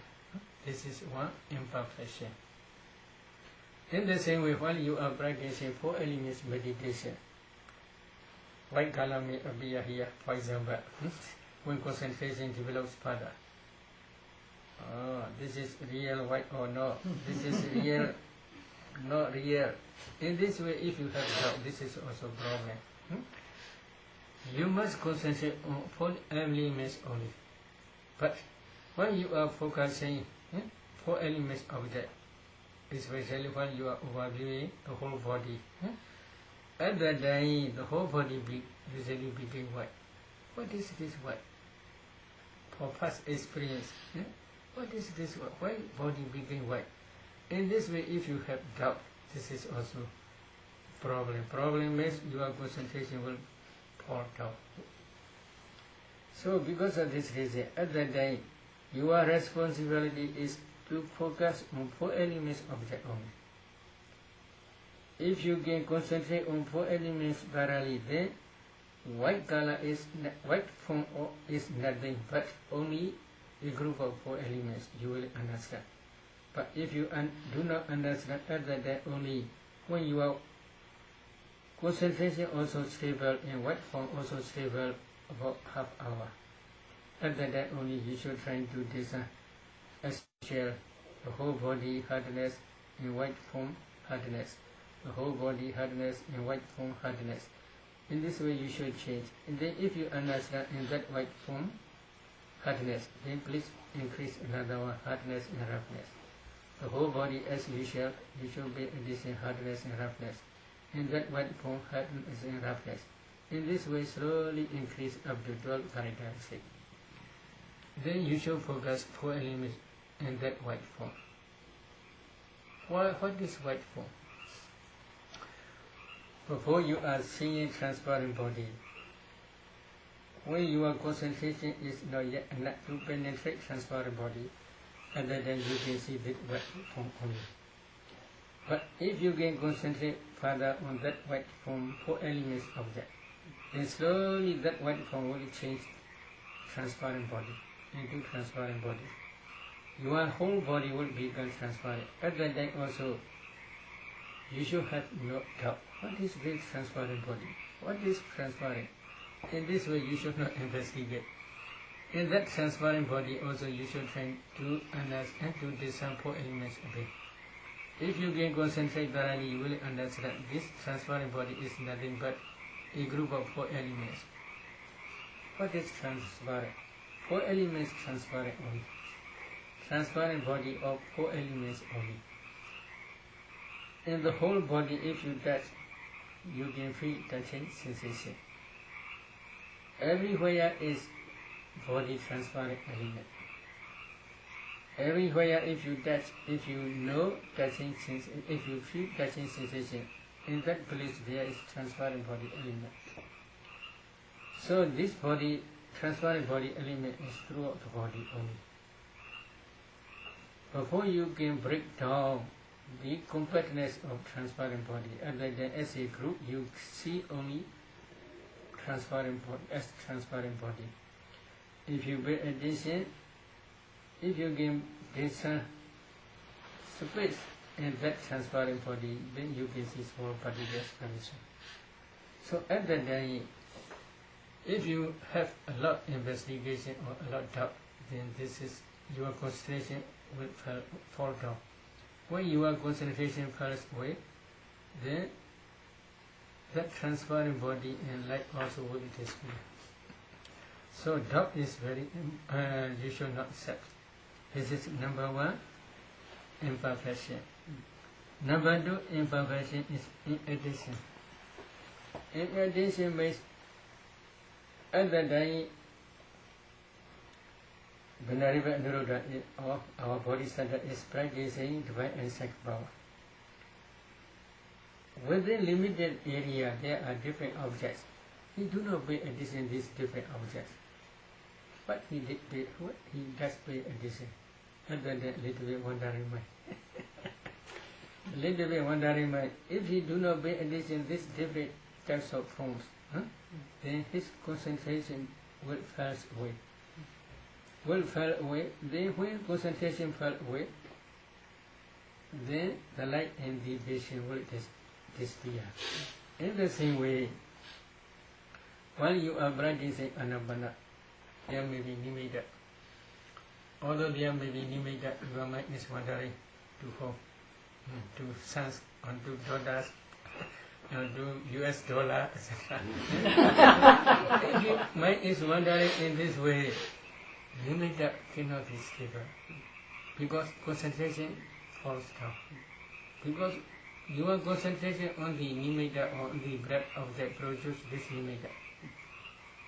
When your mind changes to different objects, then concentration will fall down. When concentration falls down, this nimitta will disappear. In the same way, when you are practicing 4 elements meditation, when you are concentrating 4 elements objects,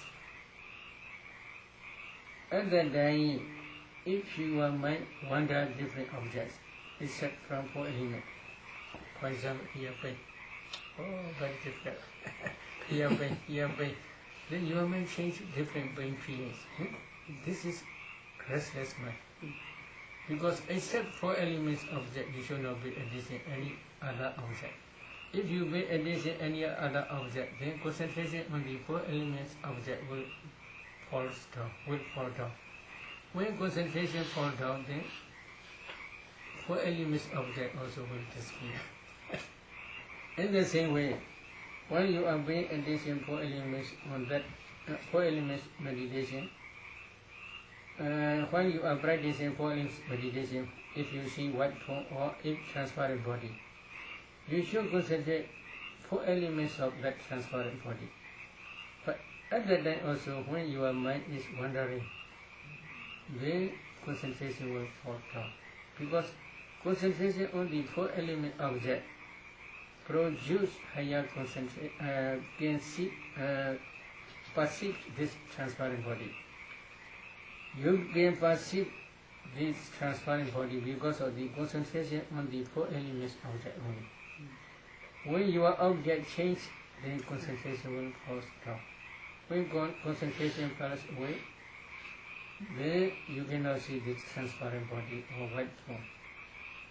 So, at that time, inattention is also second imperfection. Except your meditation object, you should not pay attention any other object. And number 3 is slow in toba. Slow in toba is when he is practicing within limited area. While he is practicing, he was practicing divine and psychic power. Within limited area, When he is focusing the light and the vision of different forms, at the day, sloth and dopa appear, dullness of mind, mind in middle of feathers, no eagerness at the time. So, because of this sloth and dopa, then his concentration falls away. When his concentration falls away, then the light and the vision of different forms will disappear. In the same way, when you are practicing Anapana or 4 elements meditation, if sloth and dopa appears, then your nimitta will disappear, because concentration is very weak, or concentration may fall down. So, sloth dopa is also number 3 imperfection. Number 4 is fear. What is fear? When he is practicing divine and sex power, he trying to see different objects. Other than very fearful demons he sees, other than fear appear. Fear appear rose in him. Because he had never seen before such fearful demons. In the same way, when you are practicing Anapana, some meditators fear arose. Why? They never experienced such nimitta or such light. So when light is suddenly appear, they afraid. They shake their body, their mind is shaking. So then suddenly this light will disappear. So at that time you should not pay attention any light. In the same way, when you are practicing 4 elements meditation, also light may appear. When light appears, at that time you should not pay attention light. You should focus only on 4 elements meditation object. 4 elements object. Because concentration on the 4 elements object produces this light. In the same way, concentration on the breath object produces nimitta or produce light. If you are at the time fear rose in you, then because of this fear is one type of dosa, anger.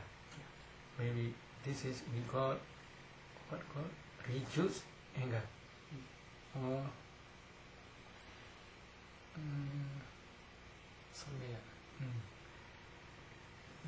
maybe I forget last night. I remember this name. So regrets. Regrets. This type of fear is called regrets. So some meditators, while they are focusing on the nimitta, when mind completely sinks inside nimitta, they are afraid. This is also problem, that fear. So because of this fear, their concentration falls away. When their concentration falls away, this nimitta will disappear. In the same way, when they are practicing 4 elements meditation, also say, sometimes in this case, but when you are practicing Anapana or 4 elements meditation, especially excess concentration stage, frequently you may fall into bhanga. Bhanga mind stays appear successfully for a long time. At that time, you may feel you are sinking into the water. At that time, fear appear. So because of this reason, you don't want to concentrate more on the nimitta because you are afraid of this. So if you have fear, such type of fear, then concentration cannot develop further. So fear is number 4, imperfection. Number 5 is elation. Elation is at the time when you are focused, maybe for our bodhisattva, when he is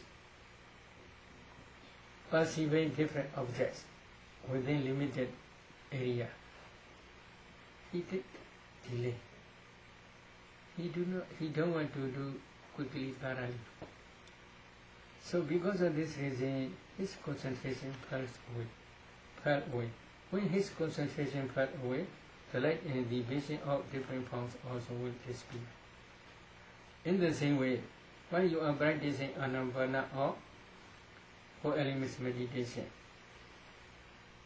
if you cannot discern quickly or maybe thoroughly, there may be elation, then concentration cannot develop further. Especially when you are practicing 4 elements meditation. For example, pushing maybe about 1 minute, 2 minutes. Hardness about 1 minute, 2 minutes, very delay. Roughness 1 minute, 2 minutes. In this way, one characteristic 1 or 2 minutes very delay take long time. Then concentration cannot develop further. So quick discernment is necessary. But if you discern very, very quickly, then element characteristics will be not clear. So not too delay, not so quick.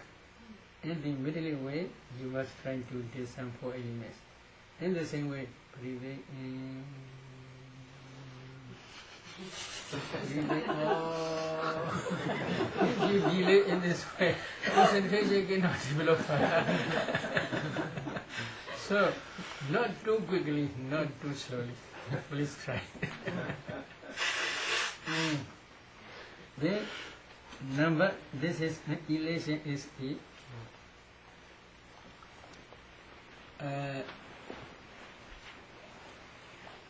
5th imperfection.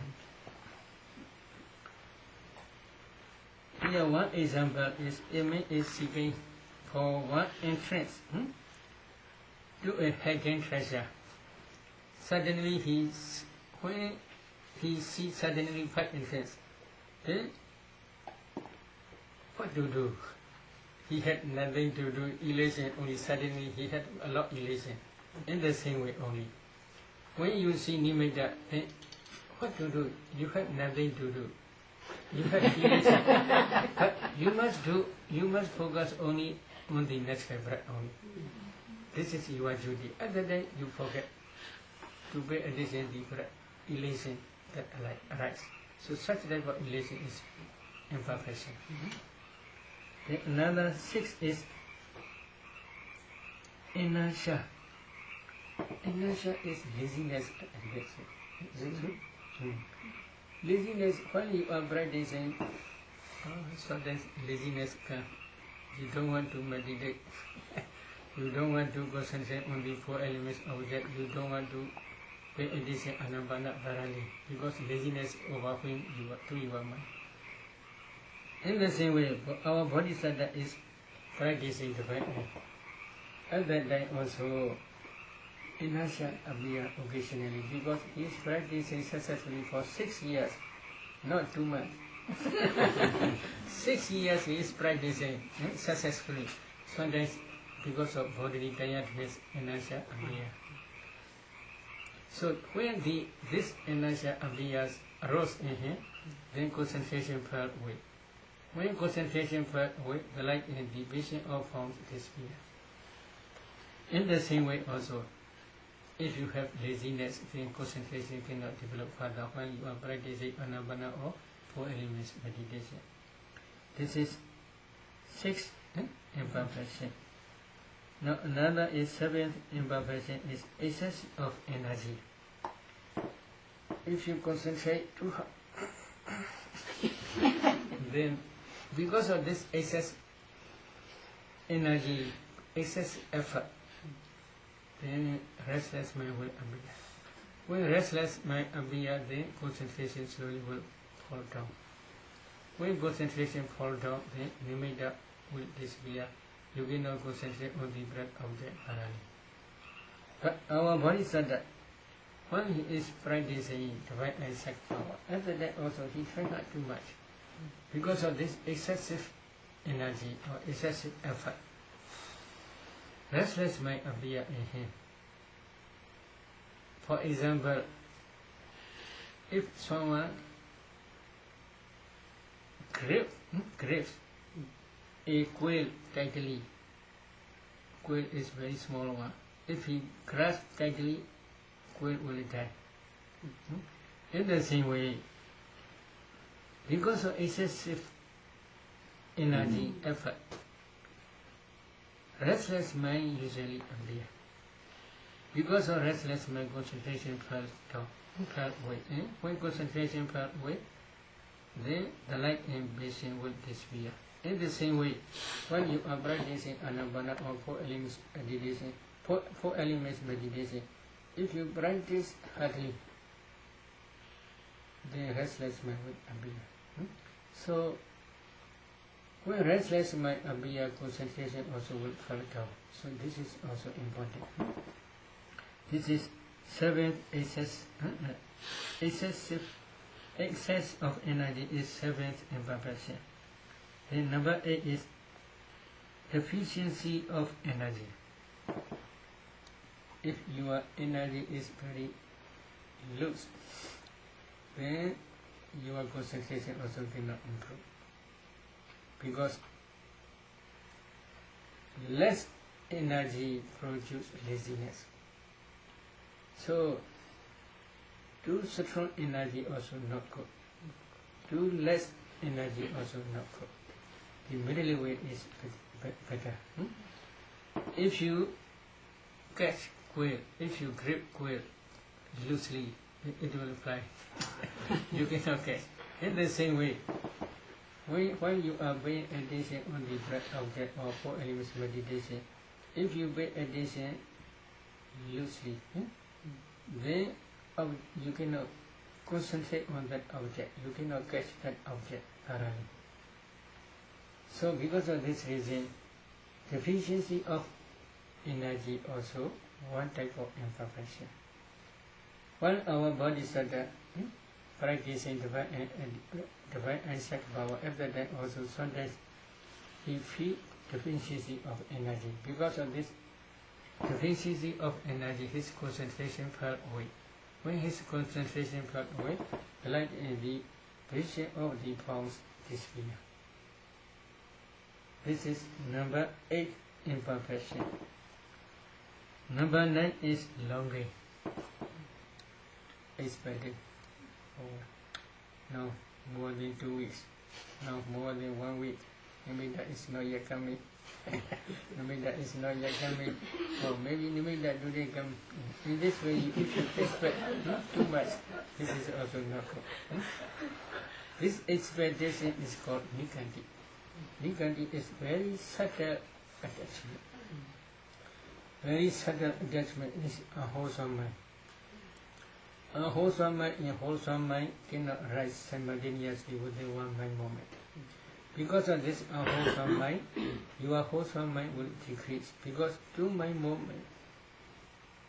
different types of mind moment cannot rise within one mind moment. Two different types of mind cannot rise within one mind moment together. So if wholesome mind moment is rising, then a wholesome mind moment cannot rise. When a wholesome mind moment rises, at that time wholesome mind moment disappears. So because of this reason, this longing is very subtle nikanti attachment. A wholesome mind. Because of this wholesome mind, your wholesome concentration falls down. When your concentration falls down, then you cannot see your nimitta or your object thoroughly. In the same way, you cannot see your four elements object thoroughly. In this case, for our bodhisattva, when he is practicing divine and sacred power, at that time, he expects different objects. Except within limited area. Outside limited area, he pay attention. What I will see, in this way he pay attention. This is problem.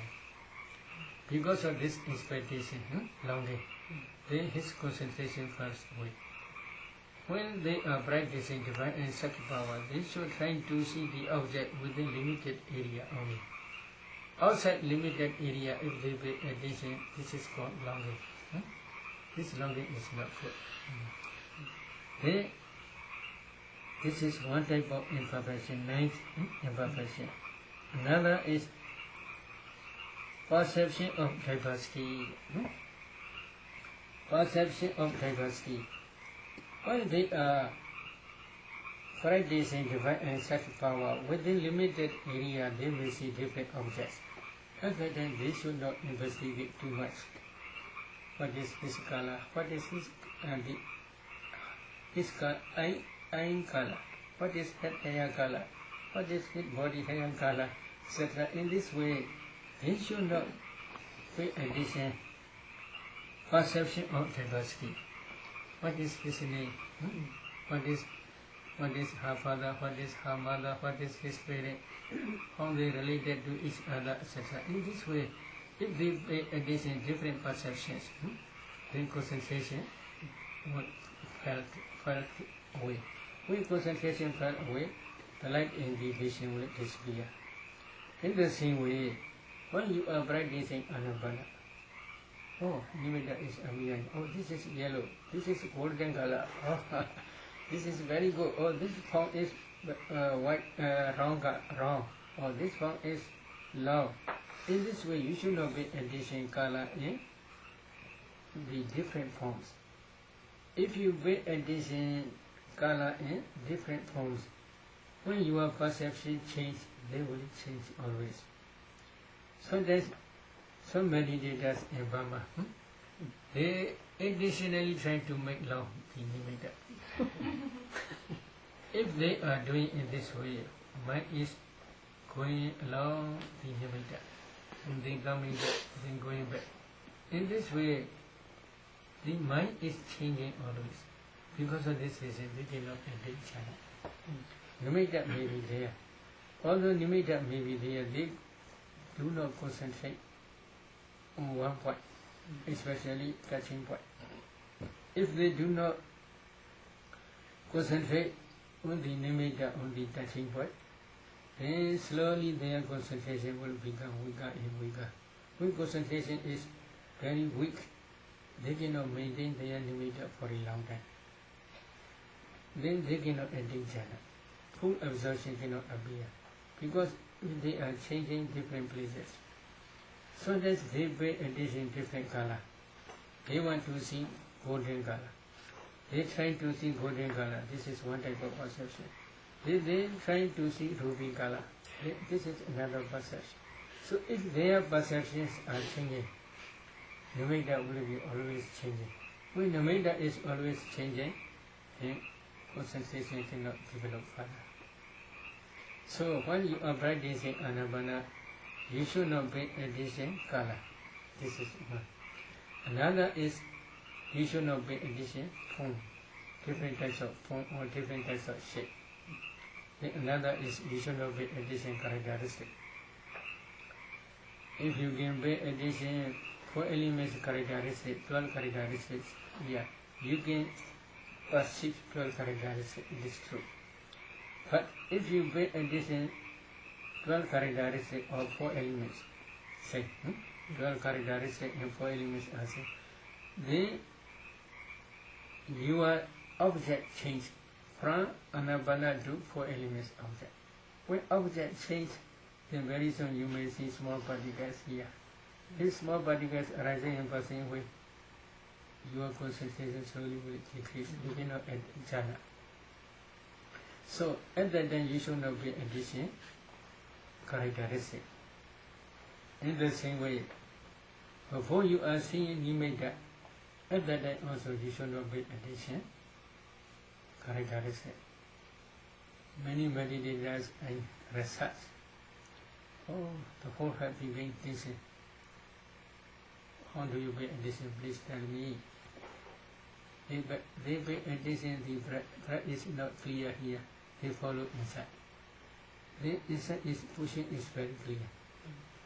When pushing is, if they emphasize on pushing, slowly hardness will appear. Then pushing and hardness together, if they pay attention, slowly many tensions will appear. They will spread throughout the head. The whole head will begin hot. The whole head begin tension. Because they pay attention pushing. So this is not anabana. This is 4 elements meditation only. But if you want to practice 4 elements meditation, only one place is not enough. You must try to discern 4 elements throughout the body. Only pushing in hardness also not enough. You must discern 12 characteristics throughout the body. So 4 elements meditation and Anapana meditation are completely different.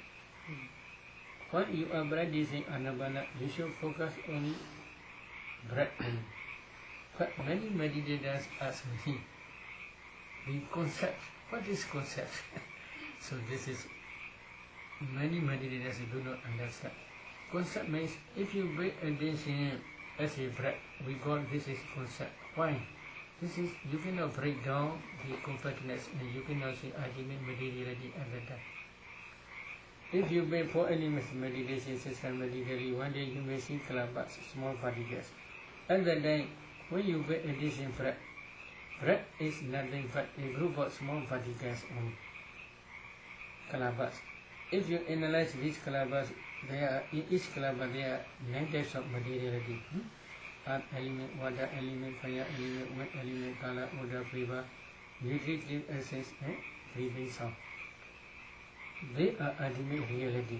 But before seeing ultimate reality as a breath you see, we say this is concept reality. So that concept you must pay attention. This is your Anapana object. But when you are practicing 4 elements, this is another way. So you should distinguish Anapana and 4 elements meditation. Anapana, if you want to practice Anapana meditation, you must focus only the breath. You should not distinguish what is breath. It is not necessary to distinguish or to investigate. Only just breath. According to conventional truth, you should pay attention to the breath. So, here, perception of diversity. So, because of this reason, perception of diversity also one type of imperfection. 11 is excessive meditation upon forms. So different forms he should, when they are practicing divine and sacred power, most important then is, second important then is to see cause and effect only. Maybe if you see one demon, for example, why he became demon? Why did he become demon? You should try to investigate up to his butt linking movement. And then before butt linking movement, then you can see cause and effect. This is very helpful for divine origination. This second divine and sacred power. This is connected with divine origination. Another sacred power is Puviniwasa Dosti, recollection of past lives. Past lives and past aggregates. This is very helpful for Nama Rupa Preceda, discerning ultimate mentality and materiality. Because this sacred power can see past aggregates, many past aggregates. So these two sacred power, recollection of past life and divine and sacred power both, they are connected with Vipassana. Because of this reason, our Bodhisattva, when he is sitting under Bodhi tree on the Visakha fourth mountain, first he practiced Pupinivasa, recollection of past life. Secondly, he practiced divine and sacred power. When he sees different beings, for example, if he penetrates the ground, he can see hell beings. Why did they reach hell? He can see clearly their cause. Because before they are reaching hell, from where they are coming, he says, he can see. Or they do such and such a whole swantamas. Because of this a whole swantamas, they reborn in hell. He can clearly see. This is very helpful for divine and dependent origination. In the same way, he said his life. About he can see there are many devas. When they became deva, from there but making movement forward, he paid attention, then he can see horizontal mass which they accumulated in previous life. Because of this horizontal mass, they are reborn in Devawa, etc. You can clearly see. But he only emphasized forms. Then his concentration will fall. He cannot improve. So forms may be here excessive meditation upon forms. Only just he's trying to see only forms. He do not investigate cause and effect. So if he does in this way also, then his concentration slowly fell away. When his concentration fell away, then the light and the vision of forms will disappear. In the same way, when you are practicing anapana,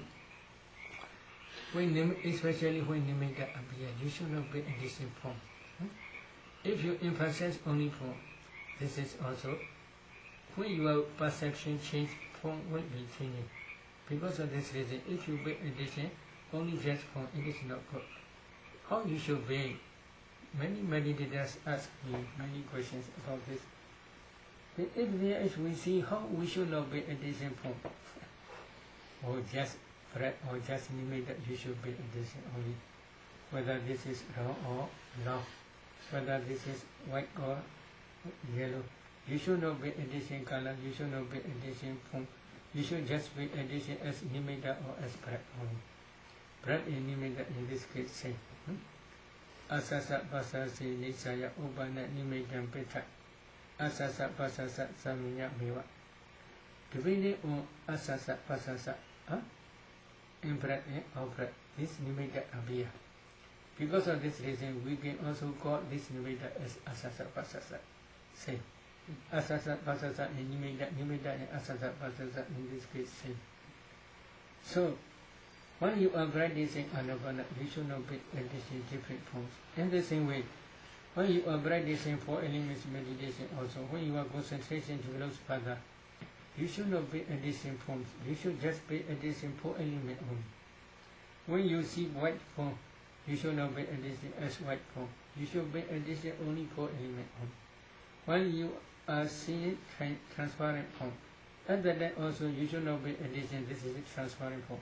You should be attention only 4 elements in that transparent form. When you see kalabas, you should not be attention whether this kalaba is small size or big size. In this way, you should not distinguish. Only just 4 elements only. Then slowly you will see real kalabas. Real kalabas are very tiny, very small particles. You can see each small particles, and then if you gain these 4 elements in each small particle, then this is the final stage of 4 elements meditation in samatha meditation, as well as the beginning stage of Vipassana. So altogether there are 11 types of imperfections. I will calculate. Number 1 is doubt. Number 2 is attention. Number 3 is sloth and toba. Number 4 is fear. Number 5 is elation. Number 6 is inertia. Number 7 is excess of energy. Number 8 is deficiency of energy. Number 9 is longing. Number 10 is perception of diversity. Number 11 is excessive meditation upon forms. Altogether, 11 types of imperfections. So when you are practicing anapana or 4 elements meditation, you should carefully avoid, take care of these 11 types of imperfections. Okay? Any question? I have a quick question. What was number 10 again? 10. Number 10 on the list, I didn't hear you. In perception of diversity. What? Perception of diversity.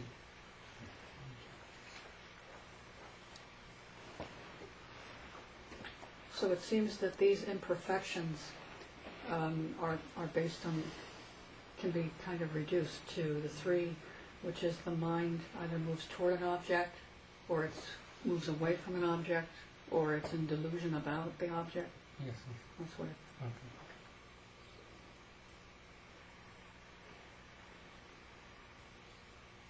Okay. Okay. The only hindrance that is left out is aversion, and the only in the imperfections, the only one that is close to aversion is fear. So I'm wondering Yes. why Yes. why aversion is out. Usually, at that time, aversion is very rare. Aversion is usually when you do not practicing meditation, at that time usually appear. But aversion is under the fear. They are same group. Fear, dosa group. Aversion is dosa group.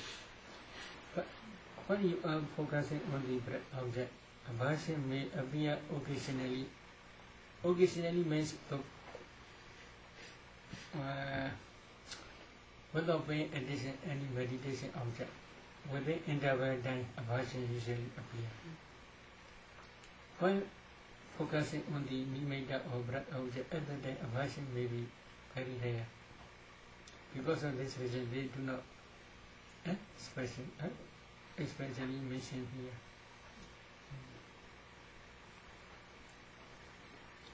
They are same group, aversion, jealousy. They are same group, dosa group.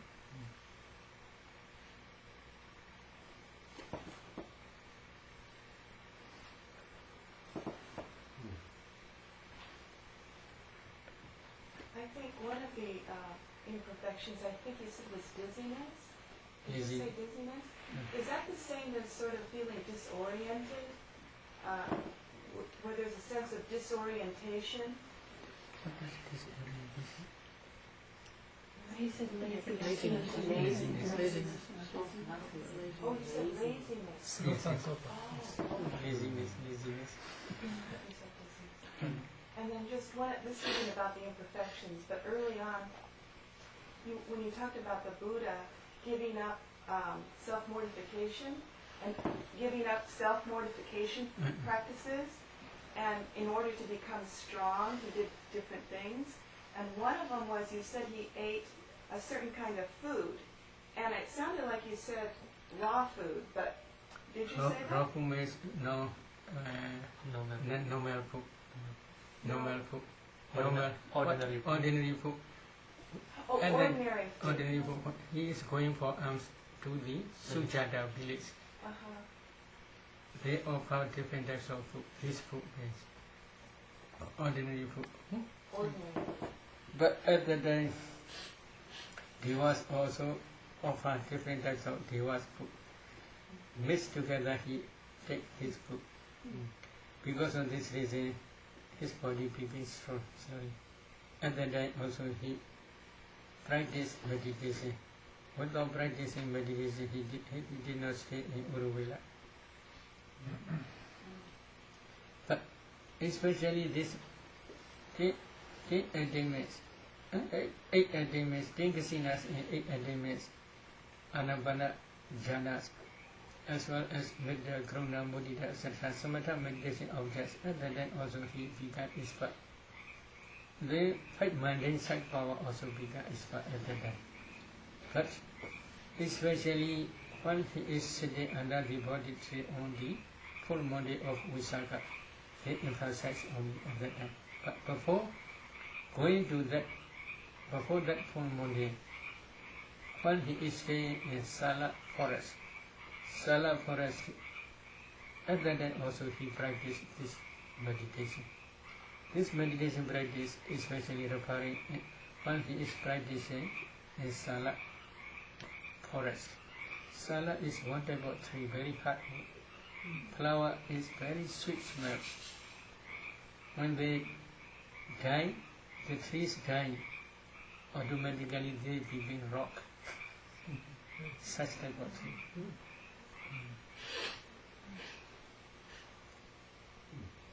So, Bhante, you're saying that when he ate the normal people's food from the village, Yes. that caused a problem? No problem. Or it was not an imperfection? No. But here not mentioned as perfection. But begins the At strength. that time, when his body becomes strong, Yeah. he practices meditation. My meaning is like that.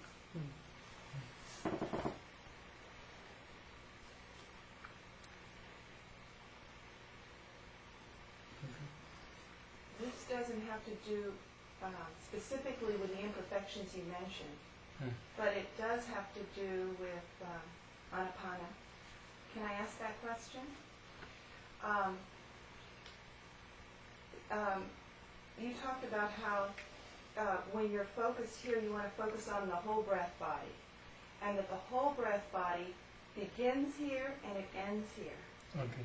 And so my question is, if you're supposed to pay attention to here all the time, then why would that be an additional instruction? Is there some subtlety about staying with a whole breath body that has to be captured, and that cannot be captured by simply saying, only pay attention here? I guess I'm confused. Maybe- Where else would you go? My meaning is here means you should.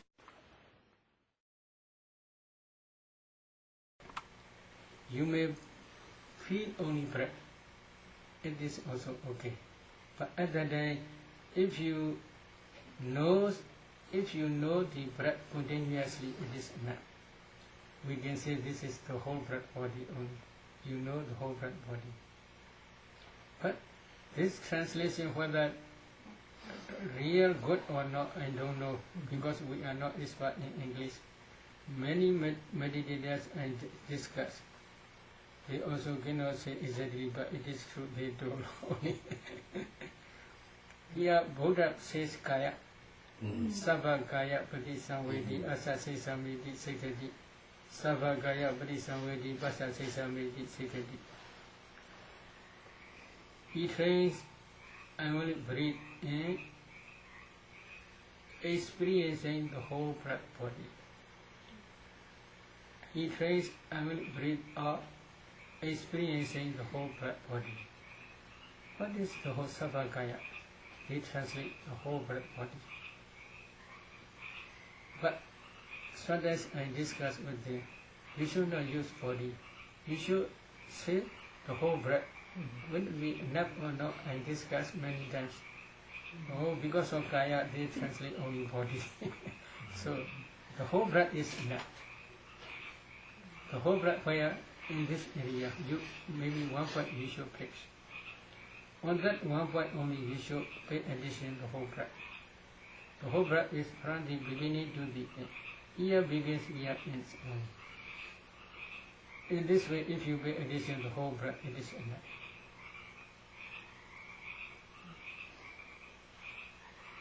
Auntie, could you explain the last one again? Meditation on excessive forms. Excess? The last number 11?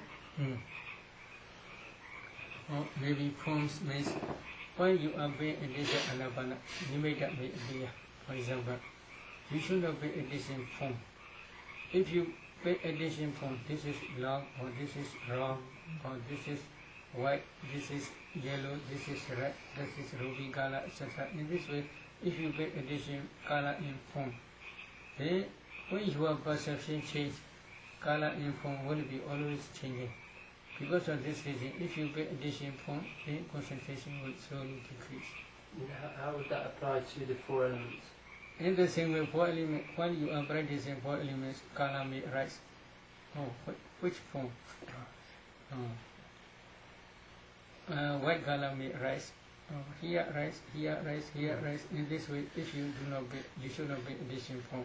Whether this is, maybe our body is not like that. Our body is here head, here legs, here hands, here legs, here body. Not saying like that. In this way, if you pay attention form, then your concentration will decrease. How you should pay? You should pay attention 4 elements only. Regarding that, about color, not to pay attention to color, does that mean then that you would not even know what color it was? No, maybe no color, but you should know this is white color, this is yellow color, this is ruby color. In this, etc., in this way you should not be addition color. You should be addition as nimitta only, or as breath only.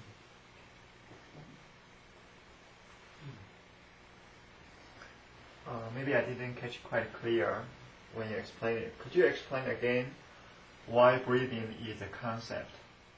Maybe breathe is, I have been explained, if you breathe addition, if you can discern 4 elements in breath.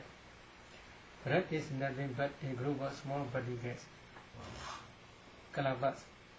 If you analyze these kalabas, in each kalabas there are 9 types of materiality, including breathing sound. These are ultimate materiality. When you are practicing anapana, it is not necessary to pay attention to this ultimate materiality. You should pay attention according to conventional truth, breath as breath only. So that breath is, in Pali, it is called piñati. Piñati, they translate concept. So whether it is true or not, I don't know, but Pali name is piñati only. No pramata, no ultimate materiality. So meaning that you just know roughly this is the breath. You do not know the detail, this is the ultimate materiality. Yes, yes.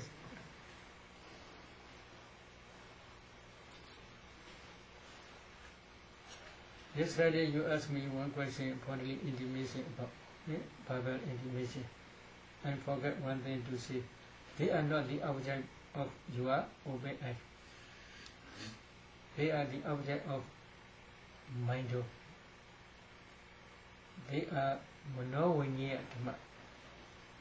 They can be understood by mindo only. Mindo, that mindo is especially when you can see small particles.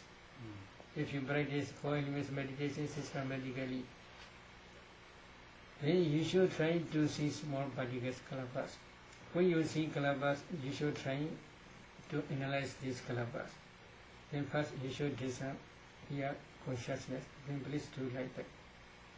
Then consciousness produce, mind produce materiality. Up to this area you should try to see. Then at that time you cannot see finger. You can see only a group of small particles only. If you analyze these small particles, mind produce particles. In each particle there are 8 types of materiality.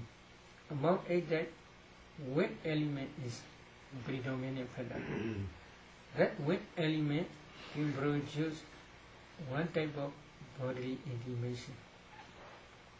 At that time only you can understand by mind. In the same way, when you are speaking, for example, A is rising here. The mind produce materiality up to this area. In that mind produce materiality, if you analyze in each small particle, there are 8 types. Among 8 types, earth element is predominant factor when producing sound. That earth element subtract here. In the here also many earth elements, many kalabas. In each kalabas there are many earth elements. Mind produce earth element and here earth element, they extract because of one element. This earth elements attacking to this earth element, this is called verbal intimation. This is also my object, not obey I object.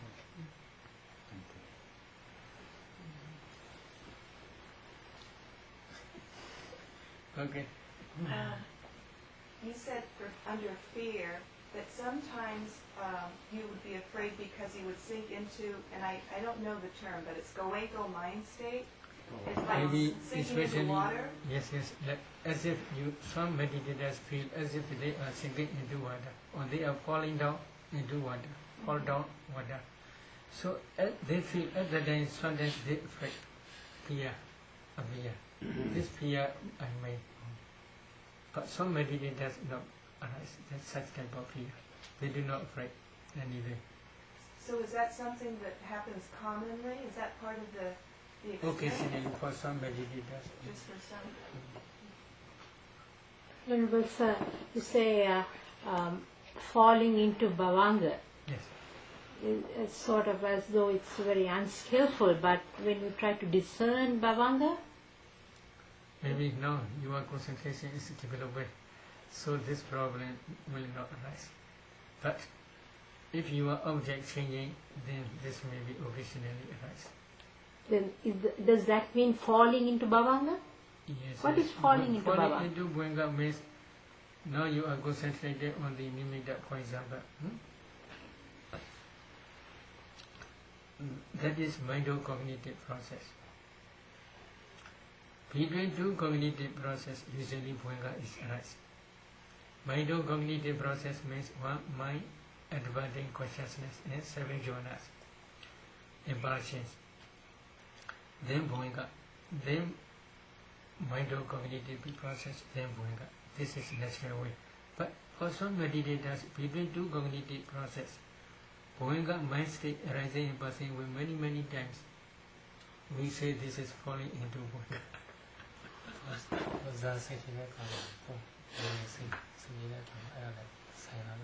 No, because the mind is a little bit changing. Bhavanga's object is past previous object.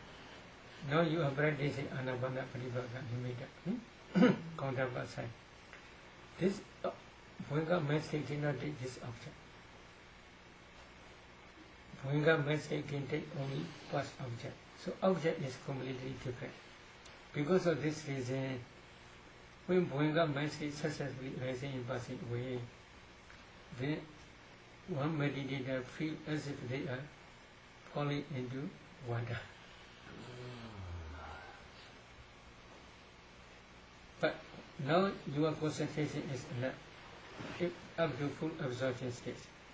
Imagine from full absorption or coming out from full absorption, if you discern bhavanga, you can clearly see bhavanga mind state. But in this case, previously I had explained before. No, really you are not understanding bhavanga mind state. Bhavanga mind state produces this transparent element like mirror. That transparent element only you can discern now. Not real bhavanga mind state. Real bhavanga mind state you will be able to discern when you are practicing dependent origination only.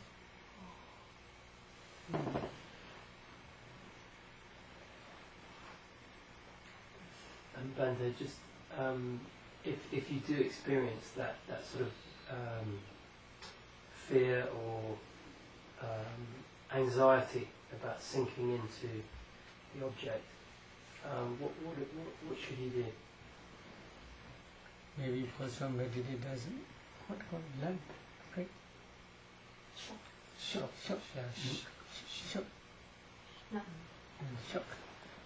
only because they feel as if they are falling into one pit. Because of this, they shock. This such type of fear only, not strong fear. But I mean, I think that I felt, it's enough to break your concentration. Is there something you should do to make you feel more at ease with the object, or is it just a question of time and repetition? So this time when the mind falls into bhavanga, the mind, he already lost the mindfulness. He already lost the object. That's why the mind. Yes. I'm not talking about falling into bhavanga. I'm talking about when you're sinking into an object. Sinking into the meditation. Maybe for any object, suppose. Yes. So, see, maybe this is concentration. If you are thinking 4 elements object, at that time if you understand the 4 elements characteristic clearly, this is we do not call thinking. This is concentration. And you don't experience that sort of. There is none of that experience of anxiety or fear. Maybe when concentration arises successfully for a long time, there is no anxiety or fear. But within two cognitive process, if many bhavanga mind states appear, at that time mindfulness on the 4 elements object disappear. Because of this reason, you may feel as you are falling into one pit, and then your mind begins shock. This such type of fear. I think the answer to this question is going to be, you'll understand it when you get there. But you just pointed out that the Bhavanga takes as its object previous experience. And so when you have said in your lectures that one would look to the Bhavanga for current mind states, maybe this is only when he can this ultimate mentality, materiality, and dependent origination, other than they can do. But in this case, that going up mind state produce here transparent element. As metaphorically, this is also called going up. Is it heart base as well? Is that Yes. actually what we're looking at, is the Yes, heart yes. base? Yes.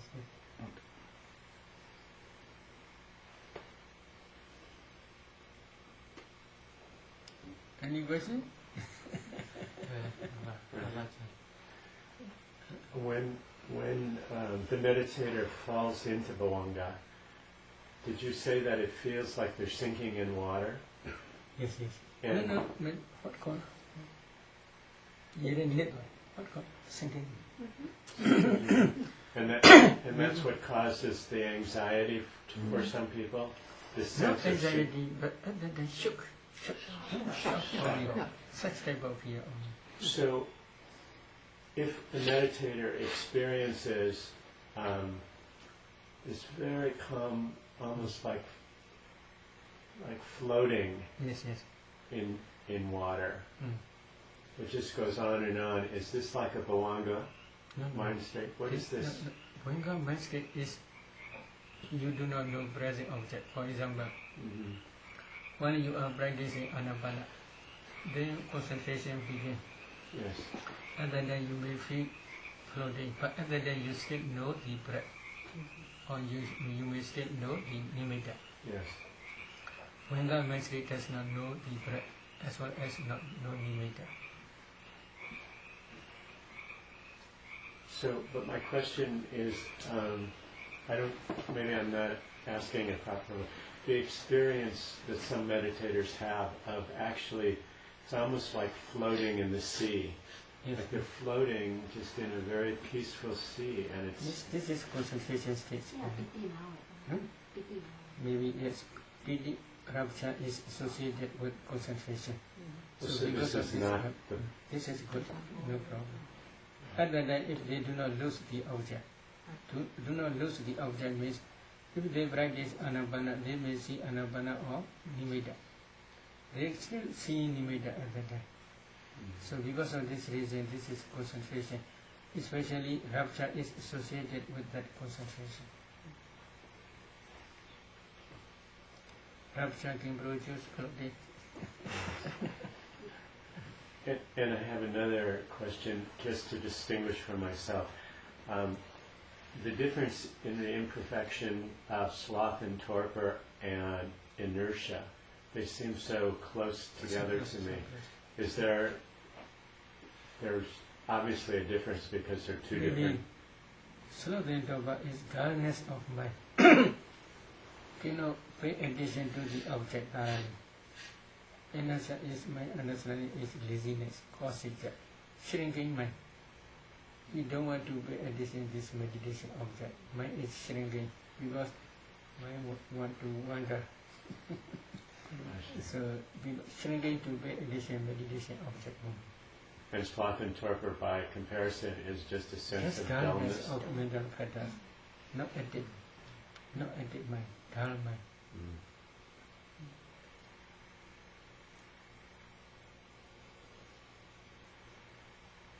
Okay. I'm pushing this question maybe too far, the one about the shock. But I was just curious, is that shock similar to the shock that happens when, say you're sitting in a chair and you start to fall asleep, and all of a sudden it's like you fell and there's that shock that wakes you up? Yes. Is it similar to that Yes. sensation? Yes. Is the consciousness similar to that? Is the same cause causing both of those, or is there any relation? Maybe, but for divine eye, not say. For maybe while you are practicing four elements or anapana, you will say. For divine eye is at the day they see fearful objects. Because of this reason, fear arises. I compare with this only anapana only.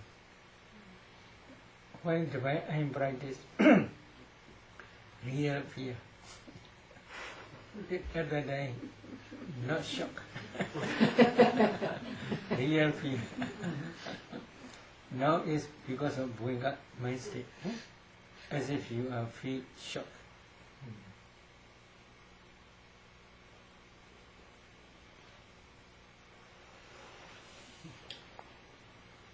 The Buddha, Sayadaw, attained Nibbana and Parinibbana from the fourth jhana, which is, yes? Maybe there may be different opinions. Okay, different opinion. Different opinion means in one sutta in Samyutta Nikaya, Santi Marabha. Santi Marabha is what? Taking Nibbana object. So taking Nibbana object means after fourth jhana, his mind grasps the Nibbana object. And then he take Pranipana maybe, but not real grasping. What called? In Bali this is Arabha means maybe when we are getting up, we do like that. This is called Pushing. pushing. No facing, Alamba, maybe, yeah, something. Reaching? Something, yeah. Like a Maybe reach? we cannot get that. Here, there may be something we grasp and get that. Hinging. So maybe what? Expecting Nibbana. Expecting, they may translate. But Santi Marabha. Arabha means grasping also possible, or expecting also possible. But because fourth jhana's object is Nibbana object is not same. But before fourth jhana, he entered into approaching knowledge many times. Near, when it is near, at that only he entered many samadhis, many attainments. And when he reached fourth jhana, at that time, he take Pranipana. But he is always expecting Nibbana. Nibbana means, what is Nibbana? This is problem. Nibbana is only complete cessation state of mentality and materiality. That cessation state you always expecting. After Pranipana means last going up, my movement. After last going up, my movement, there will be no mentality and materiality. The last going up is called Chudichi, that consciousness. That consciousness is called Pranipana. After Pranipana, there will be no mentality, materiality. He expects always. The complete cessation state of mentality and materiality.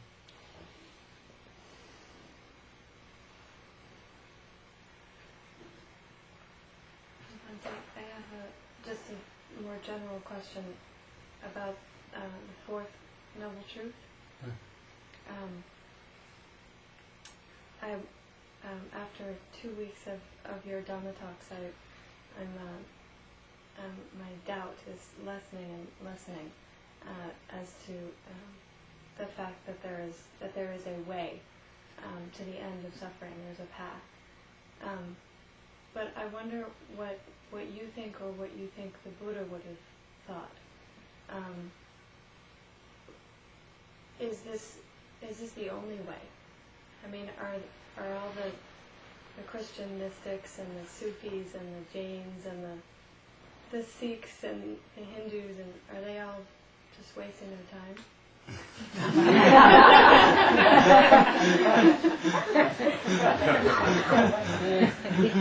We don't want to criticize others' opinion, but if you want to attain Nibbana, this is the only way. I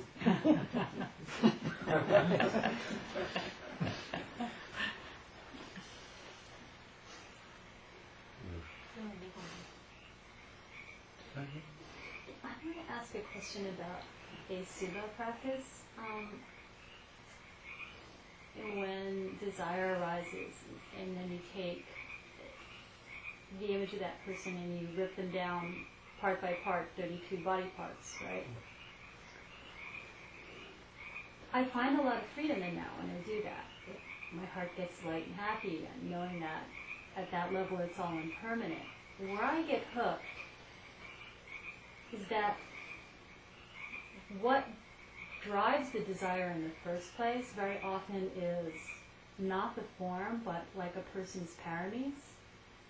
You know, like I'm drawn into like their kindness and their lovingness and their generosity, and so ripping the body down doesn't do much to cool out that desire that's rooted in. Maybe this desire, such type of desire is called Samma Chanda, good desire. This is wholesome dhamma.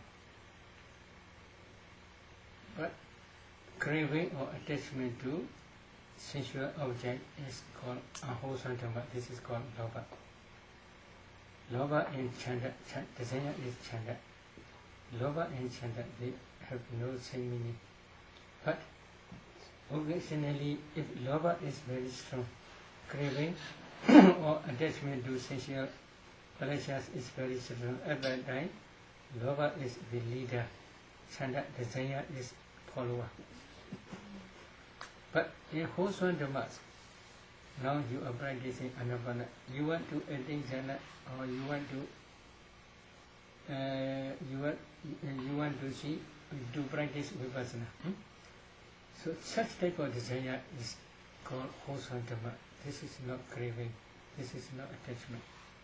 This is one type of desire only.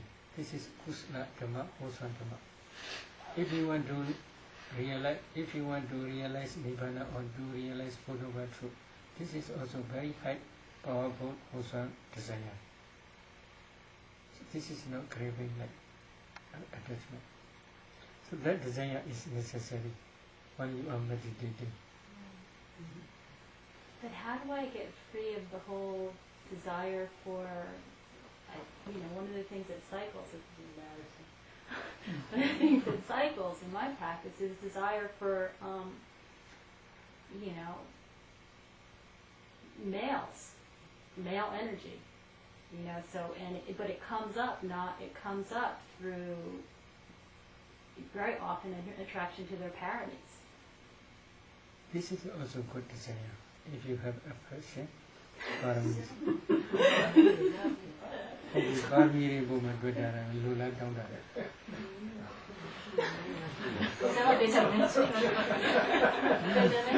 Maybe we want to fulfill paramis with such type of desire.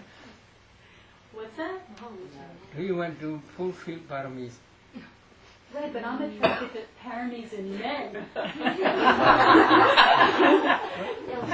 Does it make sense to us? I'm attracted, like, I see a man, and maybe I'm not attracted, right? So, but then in my meditation practice, I start to project, or I start to think, oh, he's kind, he's generous, he's this, and then I'm like off on this train of thinking, and then I can rip him down 32 body parts, and that's fine, but it doesn't make the desire go away. Because the desire is for the person's paramis. That's what's attractive to me.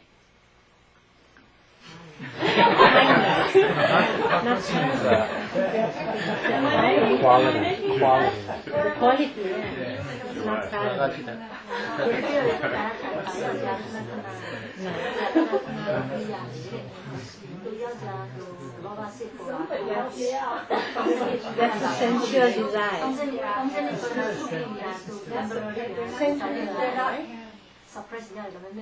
It's a sensual desire.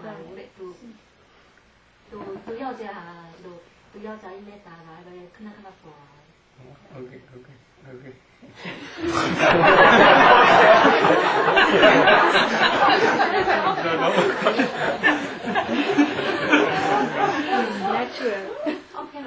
Maybe if you only make, I understand. Maybe they are two different things. If you have attachment to that man, this is a wholesome dhamma. If you can see 32% of that person, this is wholesome dhamma. But this is one type of samatha meditation. That samatha meditation can suppress this attachment or craving temporarily only. If you want to remove this attachment completely, then you should try systematically Vipassana. While you are practicing Vipassana systematically, when you are inside, become mature, you may realize Nibbana. Stage by stage, when you become Arhat, this craving attachment will get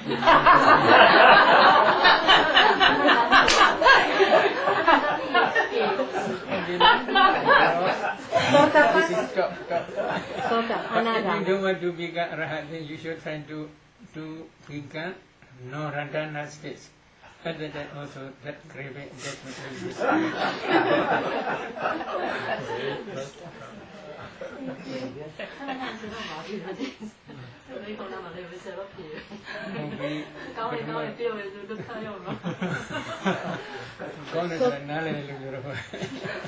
Sotapanna is not enough for this, sir?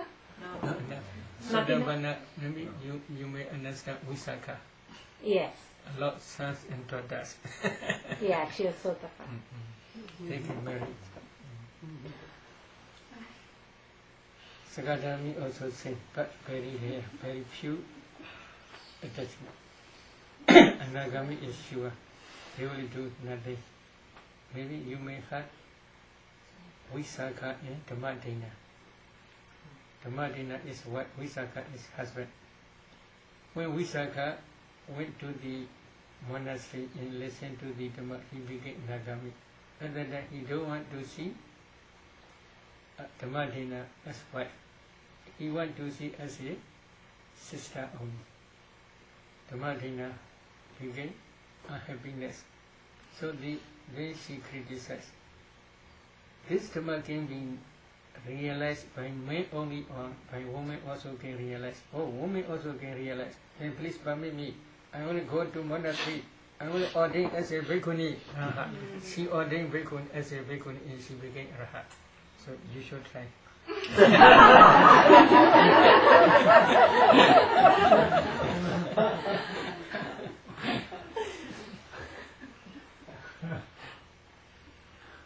Okay. About 32 parts. When I learned it, I learned that you really should only do it to yourself. Are you saying it's okay or even recommended to do it to someone else, like an object of desire? He do to himself. Can you do to others when the desire? Oh, okay. Can do. It's okay. Okay, can do. Internally and externally both. Maybe when I will continue Mahastivana, becoming chapter is this chapter. Idi ijadava kaya gandupasi viharadi, vedava kaya gandupasi viharadi, etc. In this way, Buddha taught in this 32 chapter. Internally and externally both you can try. If you see 32 parts only, always you should ask, which part do you prefer?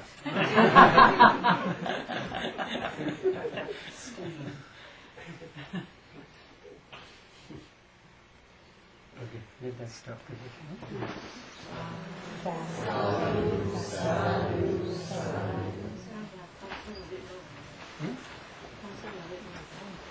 Transferring meditation. Okay, so you want to do transparent merit. Transparent merit. Okay, please follow. Please repeat after me. Idame Ponya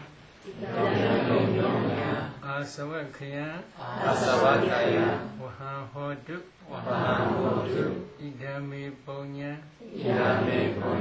Nibbanasa Vichayo Hodu Idame Ponya Sabba Sadhana